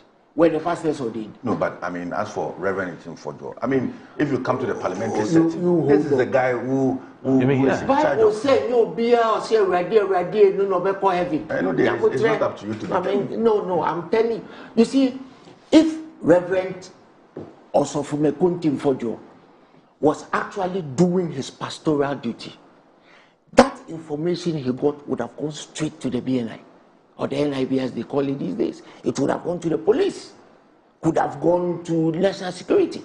Oyoko. That is what he would have done. But Reverend Osofushito Ntim Fordjour wanted to replicate Samuel Kujeto Ablakwa. So I have advice for him. The fact that you show up on Friday, these days, every day, does not make you Samuel Kujeto Ablakwa of today. First of all, you have bushy hair. So you need a barber. Cut your hair, right, and have sakura like Samuel Kujeto. Now what you top swing, kakano ekoko. What's top swing? Venus de Milo. No, I go. Oh, now better say. I feel when Samuel Kujeto comes, he comes with documents, facts. He sits on the left side, and his victim Nana Kumia sits on the right side. First of all, you came, you sat on the right side, and you are not left-handed, so you can't point to your victim. Samuel comes with documents. He shows paper. Now I come with him. Oyi paper. Now I come with him. Akwesia Mankwa didn't come with even a lotto receipt. What he came to sit here to do was to spread scandal. No, he's not Akwesia Mankwa. He's John Ntim Fordjour. Akwesia Mankwa Christosum no ye no be. You see, everybody has seen through him. In fact, a few weeks ago on your show, he called for me And I sent him a message that the genie will appear. It's unfortunate that he hasn't appeared. Because as we speak now, he's hiding under the armpit of Afenimaki. How so? When Afenimaki raises his hand, you see his bushy hair there. Because he's afraid of being arrested. If you are in band with your sword, when you are called by the law enforcement agencies, go! He's a member of parliament. So what? There's a procedure. Hold on. What procedure was used to arrest John Jinapo and Dominic Ayeni? No, OPK. You see, let me come to that topic briefly. Okay, equalization topic. Within 3 months of NDC coming to power, we couldn't have made new law enforcement officers. It's not possible, is it, to make new law enforcement officers within 3 months? So the same people that your people were sending to brutalize NDC people, they are the same people who have been sent out to do the work that is being done. So maybe next time around, you should ensure, maybe next time, God willing, you'll be the Minister of Interior. You're a pretty responsible person. Ensure that law enforcement officers do not go into people's homes without a warrant. Me, ordinary me, nobody me. My crime was that they say I insulted Kufado. So when I was arrested, not only did they search my house, they searched my parents' house. Your parents' house? My father's house. They searched my brother's house. What have they done? As I speak to you now, there's still 1 million cedi bail on my head. As I speak to you now, whenever I leave the country, the immigration officers ask me, when are you going to remove the stop travel on you? Me, now, today. So let's not pretend like things that happened in the past are not germane to what is happening today. Whilst I will never advocate that equalization take place, OPK, some of the things the government of which you were a part of did was despicable. As we speak today, ask Dr. Ayini to tell you how his son recalls his arrest. But those are unfortunate. John Jinapo was in the bathroom. He had a towel around his waist when his house was invaded. The people climbed over his wall. If you have a warrant, do you climb over a wall? Go and ask Honorable Atufoti. Must we do same? You see? Is that the reset? When Jesus said that when somebody slaps you, turn the other cheek, he assumed that people have shame. You people, when you slap somebody, the person tells the other cheek, you slap it again. Because you people have absolutely no shame. Today, you people go and congregate Nanado's birthday and you take pictures. And you know what it reminds me of? The Nazis gathering in South America after the Second World War. So now the only difference is that Hitler is still alive. What you people did to people in this country, please don't pretend like you may have been disagreeing with it. And from your countenance, I fully can tell that you disagreed with what went on. But it went on. I said the NDC has not manufactured new cyborgs. The cyborgs are still there. They're only taking differences of instruction. But Reverend Ntim Fordjour has been acting irresponsibly and using the cloak of parliament to cover it. You cannot shout fire in a crowded theater, whether you're a parliamentarian or not. That Airmed flight, that gospel that came for parts or whatever it is, if you have information that it came with cocaine and currency, you submit that information to the PNI. You on the Defense and Interior Committee. You submit it to the Nigerian minister. There are several people you could have submitted it to, but no. He wanted to turn himself into an Okujeto. First of all, you don't look like Okujeto. You don't act like Okujeto. You don't have the information Okujeto has, but you just sit here and you just prattle on. Right? This is Boji. Machine you go. When you are sitting with Reverend Ntim Fordjour and you are having a conversation with him, he doesn't want you to talk. Last Saturday, he walked off the set of Newsfire. The other day, he walked off. He doesn't want you to talk. He doesn't like correction. He spews facts that have no basis in truth. He doesn't like intimidation. His own set of intimidation. You will live. You are a part of a good father's government, and you don't like intimidation. When you people wanted Tenofriata out, what happened to you people? Tell me, what happened? We are smiling. What's your continue? If you answer, I mean continue.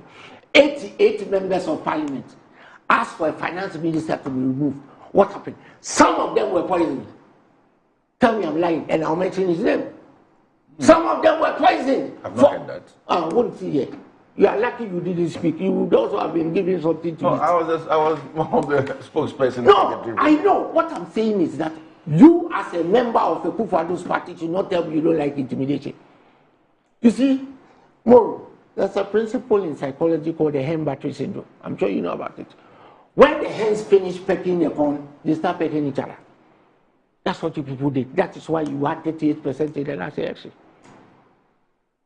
I'm sure you're going to correct me that it's 41. No, I won't. Because you know it's 41. So I'm not going to correct you. That's 41. Let's set the record straight. It's 41. You know what the real figures are. We had 41. Okay, that makes it better. You lost the election. I mean, that's 41. You see, could it's 41. The intimidation that went on in this country at the Kufado, whether it was through the courts, whether it was...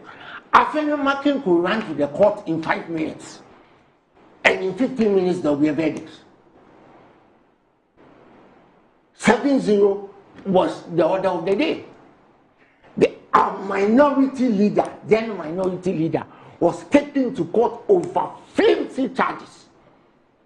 If a tape had not emerged, I'm very sure they would have put the Honorable Minister for Finance in jail, simply to ruin his career. So let's not begin.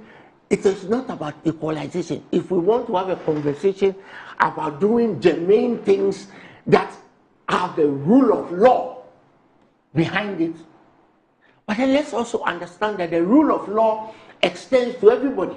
You can't talk loosely, cause commotion in this country simply to create scandal. This government is a scandal-free government.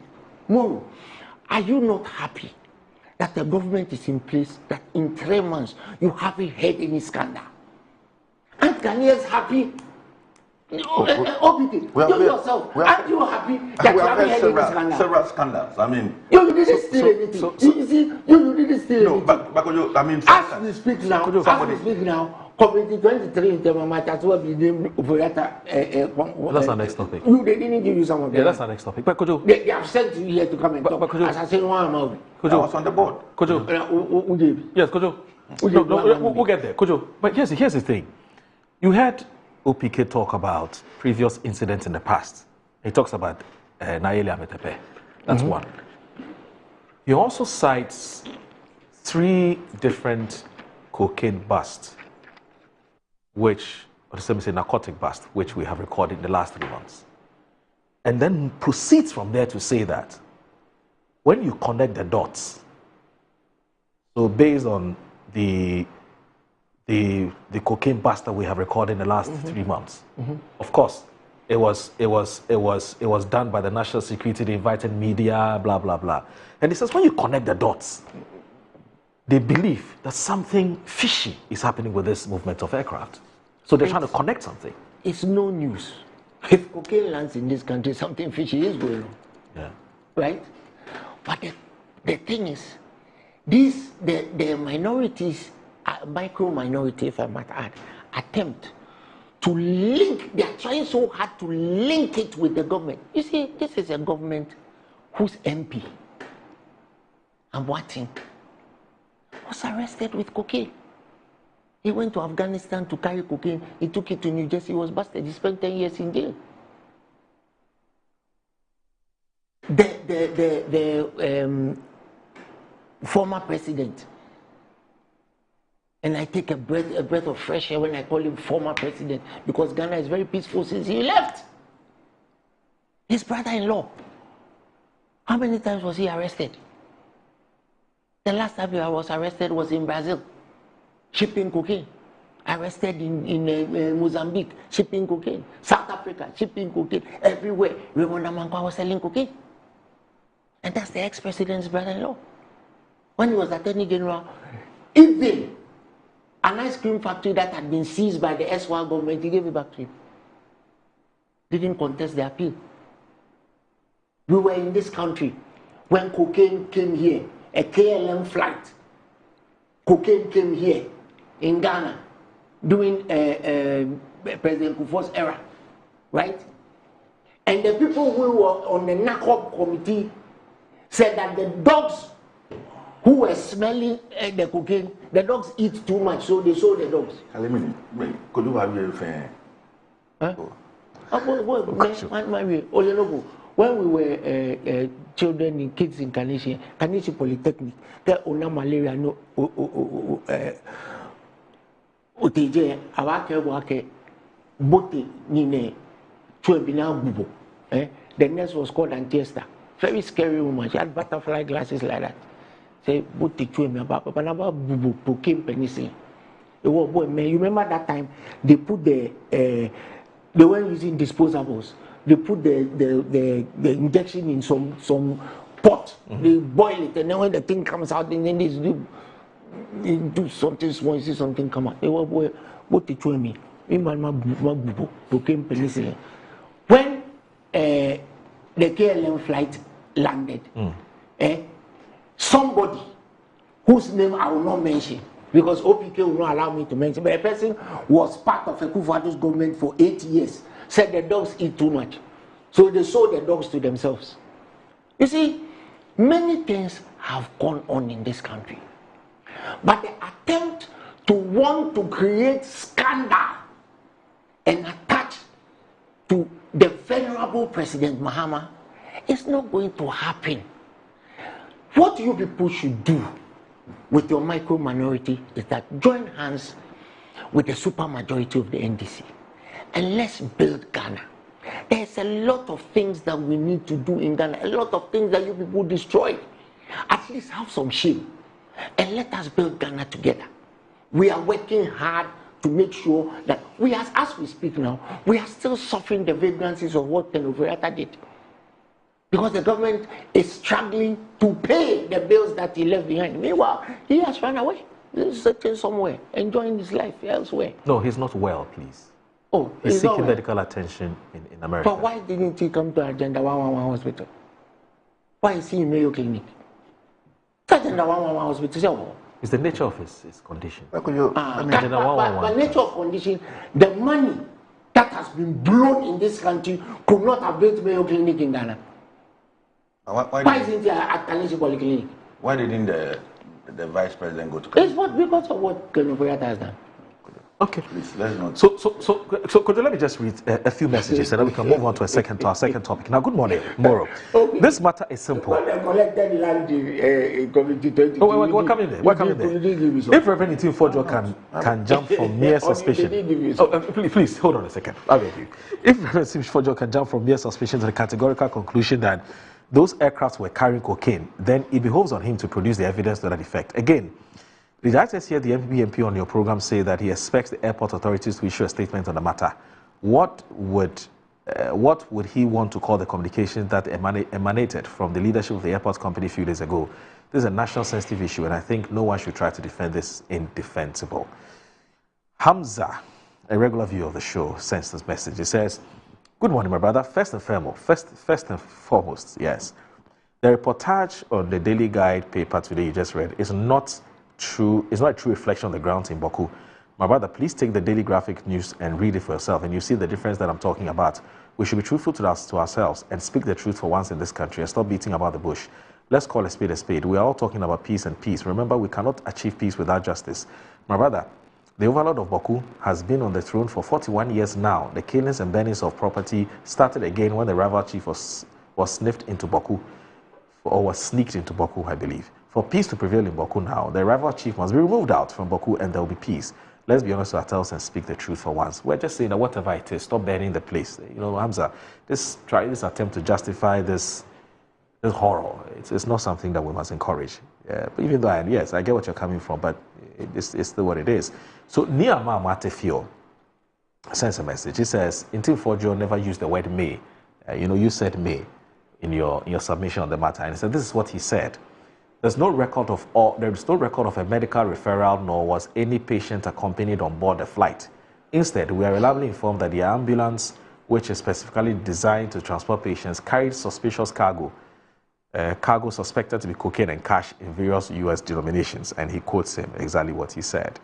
And of course, he's also set a record straight on this matter. He says the Defense and Interior Chairman never said in his letter that they will not invite Ntim Fordjour.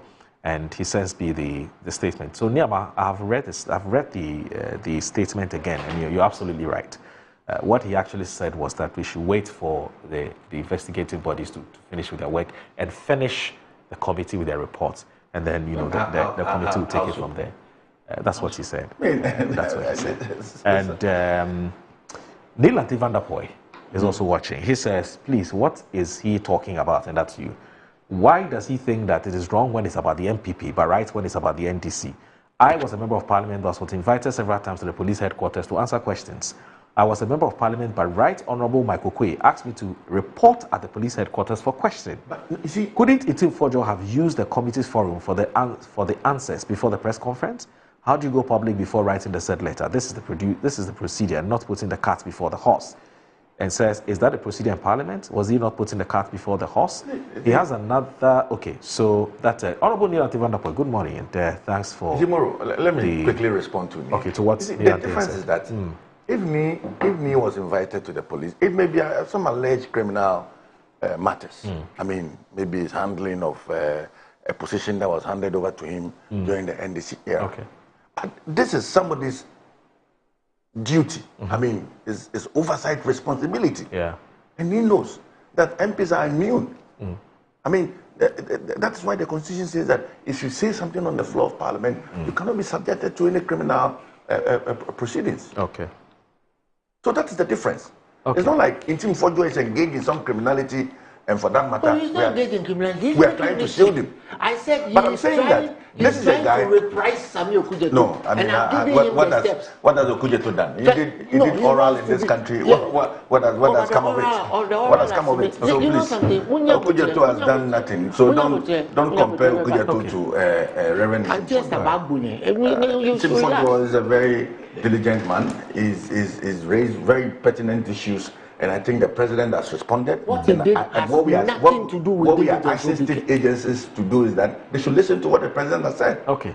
If you are investigating the matter. This your Anti-Esther analogy is a bit frightening. Oh, no. It's a bit unsettling. She used to wear butterfly glasses like that. Yeah. Listen, incidentally, when she retired, we'll be doing anti-mercy 4 years will be over. Long time ago. We'll be doing anti-mercy a documentary of her, 4 years over. Older public servants who have retired. They were interviewing her. They asked her, what does she dislike the most? And she said injections. And I couldn't stop laughing. Okay, all right. So, Kojotum Wafu is Kojotum Wafu Uforiata.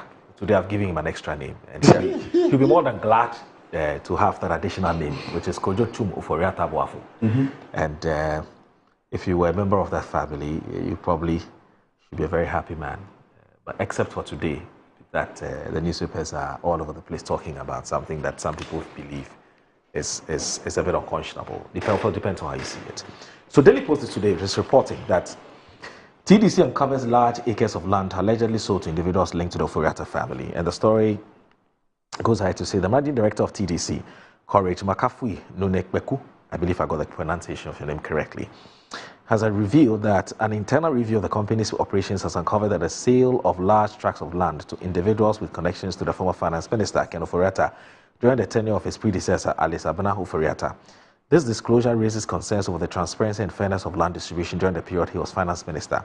Addressing a press conference on Thursday, April 10, 2025, Nune Kweku explained that the sale of these lands occurred under questionable circumstances, sparking the need for further investigations to ensure accountability and avoid any misuse of power.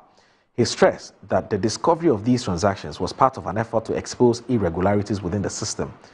Every 10 plots here belong to Oforiatta. Yes, every 10 plots. And why is that the only family we have in Ghana? Why is that the only family we have in Ghana? These are facts. Nobody can change it. They can come and challenge me, and I'll meet them anywhere in court with records, with documents. They can come and challenge me, he asserted, indicating that he has solid evidence to back his claim. Nunekbeku further emphasized the extent of the land deals, stating that companies linked to the former finance minister have been allocated vast amounts of land ranging from 4 to 30 acres. Now, you said you're a member of the TDC. Yeah, I served on the TDC board. Okay. And, so what do you know about the story? You see, I know a lot about the story. Okay. First, I think that the new chief executive must hasten slowly. Okay. He has a responsibility, and the responsibility is quite huge. I remember when we went to serve on the board, I mean, TDC was in a deficit. They were struggling to even pay salary.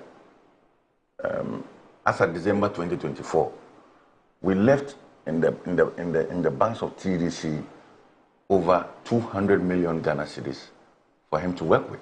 And he should be grateful to the previous board for doing him that favor. You see, TDC, per the laws that established TDC, has one mandate to develop the term acquisition area. Okay. And to some extent, develop properties, to sell lands and all of that. Community 24. Okay. The sale of Community 24 lands did not start in 2017. Okay. It's been there, even when the NDC was in power. And so I'm surprised that suddenly the current MD is isolating a certain portion and mentioning names of persons who have acquired those properties. What TDC is mandated to do is to sell lands. And so if Moro Audu has what it takes to go and buy the land, go there, get onto, you see, you don't even need to go and meet the CEO to buy lands at TDC. Get onto the website of TDC, download the documents, and you are able to purchase lands. What the CEO needs to come out to tell us is that the name that he mentioned, if any of them got the land for free, or any of them got a concessionary rate, sort of, if that is what happened, then he needs to come out and tell it. But you see, the reason why I'm cautioning him to hasten slowly is that, first he said that when he came, he saw a $1 million IT contract at TDC. What they failed to tell him was that that $1 million IT contract was signed in 2012, when the NPP was not in government. It goes further to say that there's some 45,000 Ghana cedis for curtains watch for the CEO. That never happened. In fact, I won't sit on the board and allow these illegalities to go on. No. Curtains now. 45 dawa. And once I'm to umo na me idea abu so na me dia. But you see, we want to sell lands. In fact, TDC pays a lot to advertise for people to come and buy lands. Now Ghanaians, not foreigners, Ghanaians, whether Oforiatta, whether Tumwafu, whether OPK, now says that the advert that you have placed, I'm now positioned to go and buy the land. The person goes to buy the land, and you come and sit on live TV, show documents to say that it is this family that has bought land. Please, for Christ's sake. I led or was a member of the team that said that Ken Oforiatta must go. But it doesn't mean that anything associated with Oforiatta. I have a friend, it's called Tumwafu. He's not related to Kunyo, but every time he's taking funds because his name Masho Tumwafu. He's always there.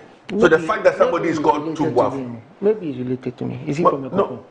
He's not, well, I need to find out. Yeah, okay. But you see, the fact that somebody is called Oforiatta and purchases land at Community 24 does not mean it's related to Ken Oforiatta. And even if the person is related to Ken Oforiatta, and so what? Is the person not a Ghanaian? Has the person been given a special price to pay? These are lands that are not being bought for 5,000 Ghana cedis or 10,000 Ghana cedis. In fact, these are lands that are being sold between $40,000 to $60,000.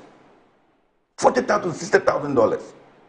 And so, if you are selling this service plots and you have advertised it, and a family says that we want to come and buy a portion of it and it develop for maybe for our kids, or what is wrong with that? What is wrong with that? You see, I know that there's this competition amongst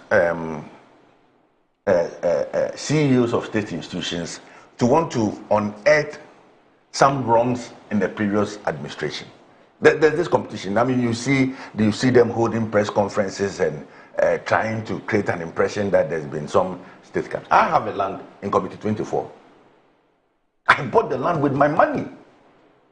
I have documents to the land. And I'm not too sure anybody can say that I wrongly acquired that property. Because if TDC is mandated to sell properties, if TDC is mandated to sell lands and they are selling it and somebody goes to buy, what is wrong with that? Okay. I'm sure you know Alice Fordjour. Yes, I served with her on the board. She was the chief executive. Okay. Is she a relation of the finance minister? Well, I don't know Alice. She is. Yes, she is. She is. She's a first cousin. Yeah. Okay. So you won't fault anybody who feels that these transactions could have only happened because of the familiar relationships that these persons who bought it have with. No. I'm saying that this is the website of TDC. When you get onto downloads, you are able to download a form. In fact, we advertise for people to buy the land. But it's not everybody who Everybody. Once you have the money, and I get that. Everybody. Once you have the money, all you need is to have the money. I get it. So you're saying that there's more than enough land for everybody? No, you see, it ranges. Okay. There's Committee 25. I mean, when you get to Committee 25, you need to go through all these huge traffics at Pong and all of that. So it affects the pricing of Committee 25. But for Committee 24, you are looking at, on the motorway, Trasaco Springs, that area, the new stadium that was built. There's this stadium that was built by Akufo-Addo recently for the athletics competition. Oh, you mean the Botema area? Yes. I mean, those are the Committee 24 lands. And for a land to be sold for $60,000 per plot in Botema, $60,000. You know, we say CDO. $60,000. And that's fine. I mean, I get so that. I'm saying that is it everybody? Everybody. No. I'm not talking about people who are entitled. I'm talking about whether you know for a fact. Yes. If assuming 100 people wanted the same parcel of land. Yes. All the 100 would have been given the same opportunity as the Fordjours. That's what I'm asking. Yes. You see, the reason is that. Okay. One of the reasons we advertise on TV. One of the reasons we are advertised on the website. If you go to My Joy Online, Ghana Web, you see TDC advertising for people to buy Committee 24 lands. Yes. You see TDC advertising for people to buy properties in Committee 25. Is that the company is mandated to sell those lands, to service the plots and sell those lands. Okay. And so once Moro hears that this property is available and has what it takes to purchase the land, and that's so. Okay. I see nothing wrong with it. All right. Unless we are being told that if you are called Oforiata in this country, you are not supposed to enjoy anything Ghana. I'm surprised. See, if the CEO had come into office and had seen Ishaq Redouani, meaning that, let's say, a Lebanese family had bought a whole area to themselves, I'm not sure he would have raised this issue. Okay. If it was a foreigner who had bought that land, if we had foreigners who had bought that land, I'm not sure the CEO would have raised this issue. You see, we politicize everything in this country. All right. What we are asking the CEO to do is that it should point out any wrongdoing. Now, when you buy land, you are mandated to develop the land within 2 years. You need to pay 40% of the land for the land to be allocated to you.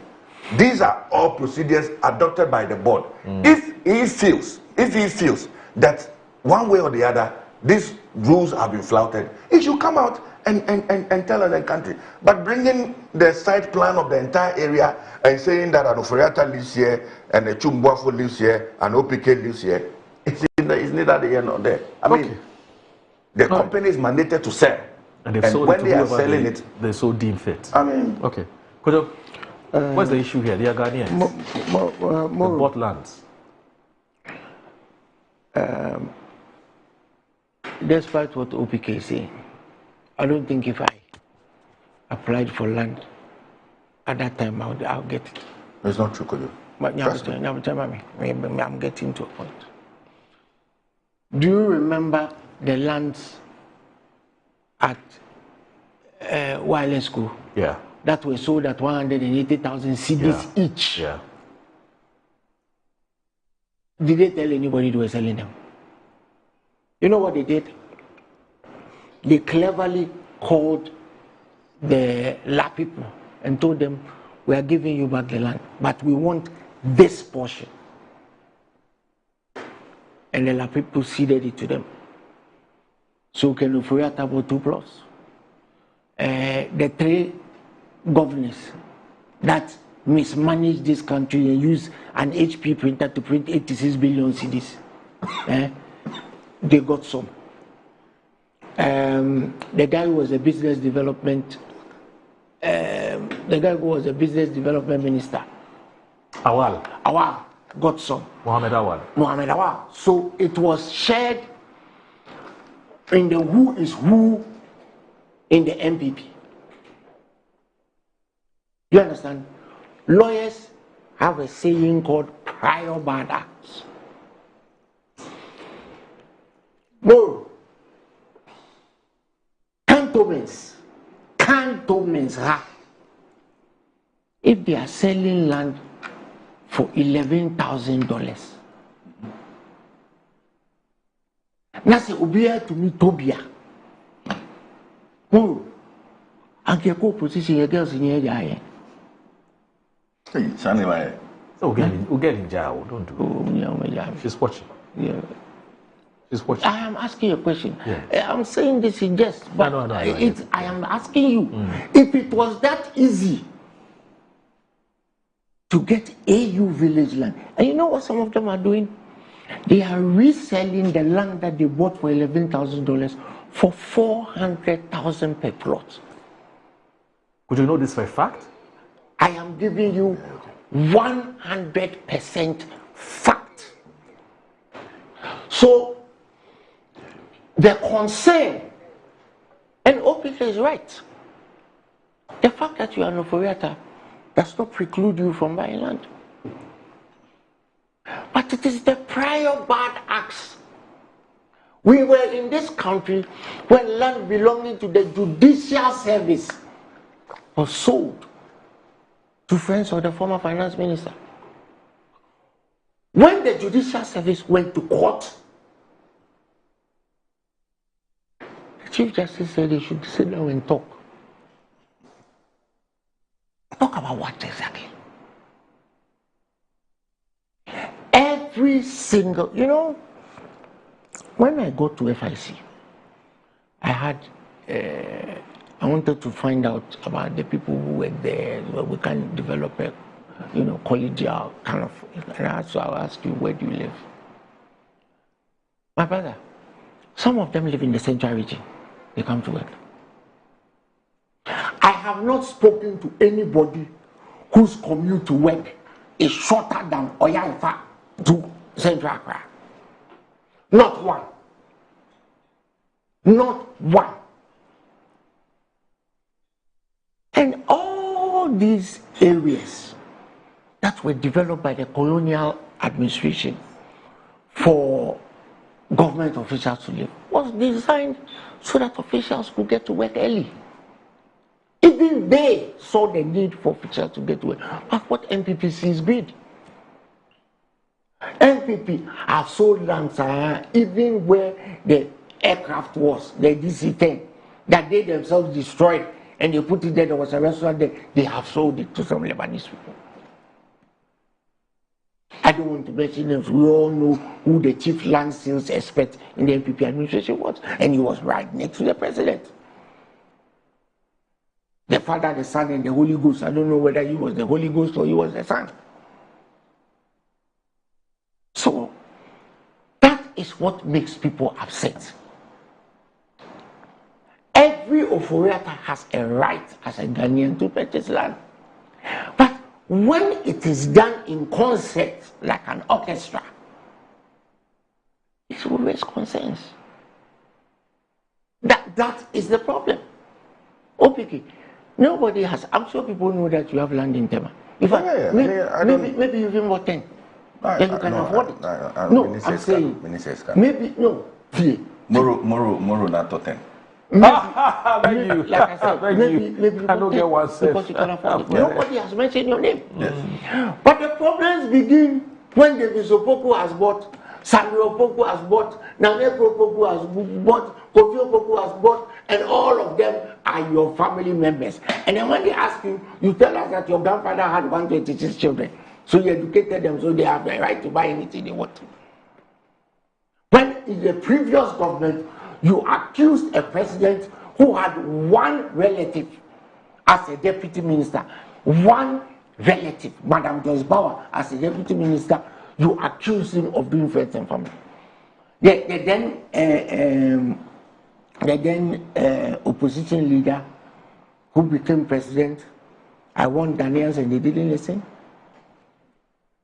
stood in his home and said, as for him, his wife will not share projects. When and where did Madam Lodina, in President Mahama's government, did Madam Lodina Mahama share projects?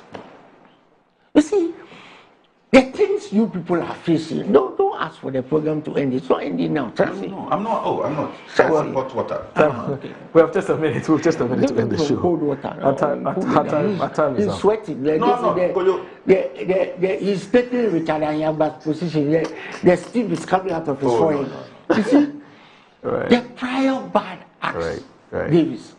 And you see, I happen to know you personally. So it is sad for me to be telling you these things while you are sitting here. In fact, I think you are in the wrong party. Because your character as a human being is more aligned to the NDC. Because you are not corrupt, unfortunately. You understand? Unfortunately. My big brother is patronizing. No, I'm not patronizing. I'm telling you, you are part of a few good people, you see, in your party. But by and large, most of your party is corrupt. Your president was the most corrupt human being this side of the Sahara. And when you look at the things that are being uncovered. So let's have a come to Jesus moment where we say that we are all going to help President Mahama reset our country. And not just every time you people need a scandal. You need a scandal like flowers need rain. You need a scandal like the desert is looking for a thunderstorm. It won't happen. Right. Let's reset Ghana properly. And reset Ghana. Look, let me tell you something. My father, and he's watching now, my father was the managing director of State Housing Corporation at one time. My father had a house in North Kanishi, right? When he met my mom had a house in Dansoma. Okay. All SHC houses. The then government compelled my mom to give her a house. Okay. Even though my father was the SHC managing director. Okay. My dad didn't buy 25 SHC houses. Because if it was in the milieu of the Kufado, my father, as the managing director of SHC, will buy 35 houses. Right. All his children will buy, because by he is paying, Mary Chain will buy, the King of Norway will buy, everybody will buy, and it all belongs to him. That is the difference. And at that time, we didn't have computers. So it was just a letter that we used. Let us go back to those days when even a champion could ensure that one man could only buy one house. All right. Yes, let's go back there. All right. So let me just do this quickly. And I'm going to do this in just 30 seconds. And then because next week is Easter, Easter break. And you're already wishing your Ghanaians in general, the public, you're wishing Ghanaians in general a safe and peaceful Kwewu Easter. So I'll ask you to do that briefly, just about a minute. But before that, let me just say a happy birthday to a family I've known for more than a decade. And it's a family that I hold in high regard. I'm talking about Mrs. Grace Derry Dauda. You're celebrating your 60th birthday today. Hooray! And on your 60th birthday, I can only wish you endless happiness, good health, and the love of those who cherish you. And that's from me and your husband, Mr. Dauda. We wish you the best as you celebrate your 60th birthday today. 60 is really a journey that you have traversed, and we can only wish you long life and prosperity and also to age gracefully. And also today is Mr. Stan Dogbe, who is a deputy presidential, was deputy chief of staff actually at the presidency. Today you're celebrating your birthday as well, Mr. Stanislav Dogbe. Happy. Yes. What's his nickname? Wese. I see. Is that what he informed the creation of Wezo TV? No, Wezo means good morning. Good morning. Okay, so there's nothing to do with the Wese. Okay, so Xoese. And the X is silent. Okay. Wese. So that's him. Stan Dogbe. He's a big man. I mean, when it comes to organization, putting the presidency, events, branding, and organization. You know, he's top notch. He's top notch. He knows his audience. He knows his stuff. Anyway, so in just 30 seconds, you have any more wishes? Well, all I'm saying is that we're inviting all Ghanaians to call this Easter. I say Adepankasa. Yes. Sister Ndobe, he doesn't talk plenty. That's the way. Oh, let me talk about call. So we're inviting everyone to call. I mean, interestingly, this year, the president of the land, His Excellency John Dramani Mahama, would be in Kwewu for the second edition of the Kwewu Business Forum. Okay. We've put in place several activities. The paragliding, we have about 7 pilots coming all the way from the USA, Russia, and other places to Kwewu. So please, I'm sure your people are saying I should come and pay for advertisement. But we are inviting everyone to Kwewu. It's the most peaceful community. Let's come and have fun. Let's come and interact. Let's come and have that business connection. And it's happening from 18th to 21st. And of course, yesterday, on Wednesday, we had to do a press meeting and assure Ghanaians that all security arrangements, logistical arrangements, everything is in place for people to come and feel at home and relax. But that said, I mean, just to... but I hope the Ignite Media Group, owners of Metro, Original TV and FM, will be covering this. Oh yes. Event live. Yes. Promise me that. Well, I'm not organized. So Stan, I'm sure is listening. We'll definitely be there. Yes. I'm sure he'll be. Have a lot to do. Now with you can't do anything in this country without the Ignite Media Group. So popularizing Kwewu as an Easter venue was made prominent by my late brother Ferdinand Ayim. So That's where the paragliding, isn't it? If he was alive today, you'll be happy to see. I'm sure we would have installed him as an Nkoswohene. Okay. I see. A very good friend of this show and also a regular viewer, Prosper Ashikwe. First of all, he says good morning to Neil and Ntim Fordjour. Neil and Ntim Fordjour, you're watching. Prosper says hello. He says hello. But he says the Wese that you mentioned actually means believe. And of course, wisdom means welcome. He believes in doing things quietly. Okay. All right. As for that one, I mean, during the campaign. So I beg you just 5 seconds. So Ilyasu from Tamale says, Alaji Ilyasu from Tamale says, Assalamu alaikum, my brother Moro. Bawku is where it is because of politics and politicians. They see a weakness in them and maximize it for political gains. How can Ariga, who is a product of both sides, take side in a delicate matter like this? I expect them to learn lessons from Dagbo. Dagbo is now picking up the pieces after a long, protracted chieftaincy crisis. I pray they smoke the peace pipe sooner than later. I'm not sure Ariga is taking it sides. He says he's always tried as much as possible not to take sides as far as this is concerned. Getting his Yeah. indication from an MP. After bastardizing him. Anyway, so thank you very much. And Juma Mubarak to my Muslim brothers and sisters who are watching the show. Let's meet at the mosque this afternoon and pray to the Almighty Allah for His goodness and mercies. And I also want to say big thanks for viewers, Annie, myself, big, great thanks for watching Good Morning Ghana from Monday to Friday. We'll keep doing better. We'll keep doing better. And thanks to David Sopoku and OPK in Praeso and also Kojo Chumbuafo. Have a good day. Bye-bye. Bye.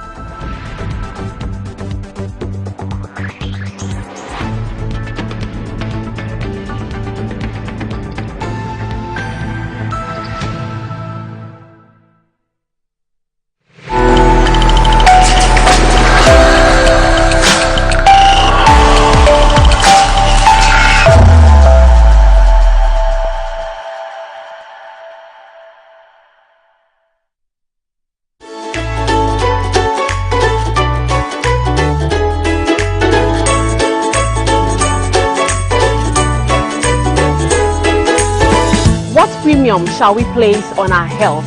Is it to wait and get hit with a condition?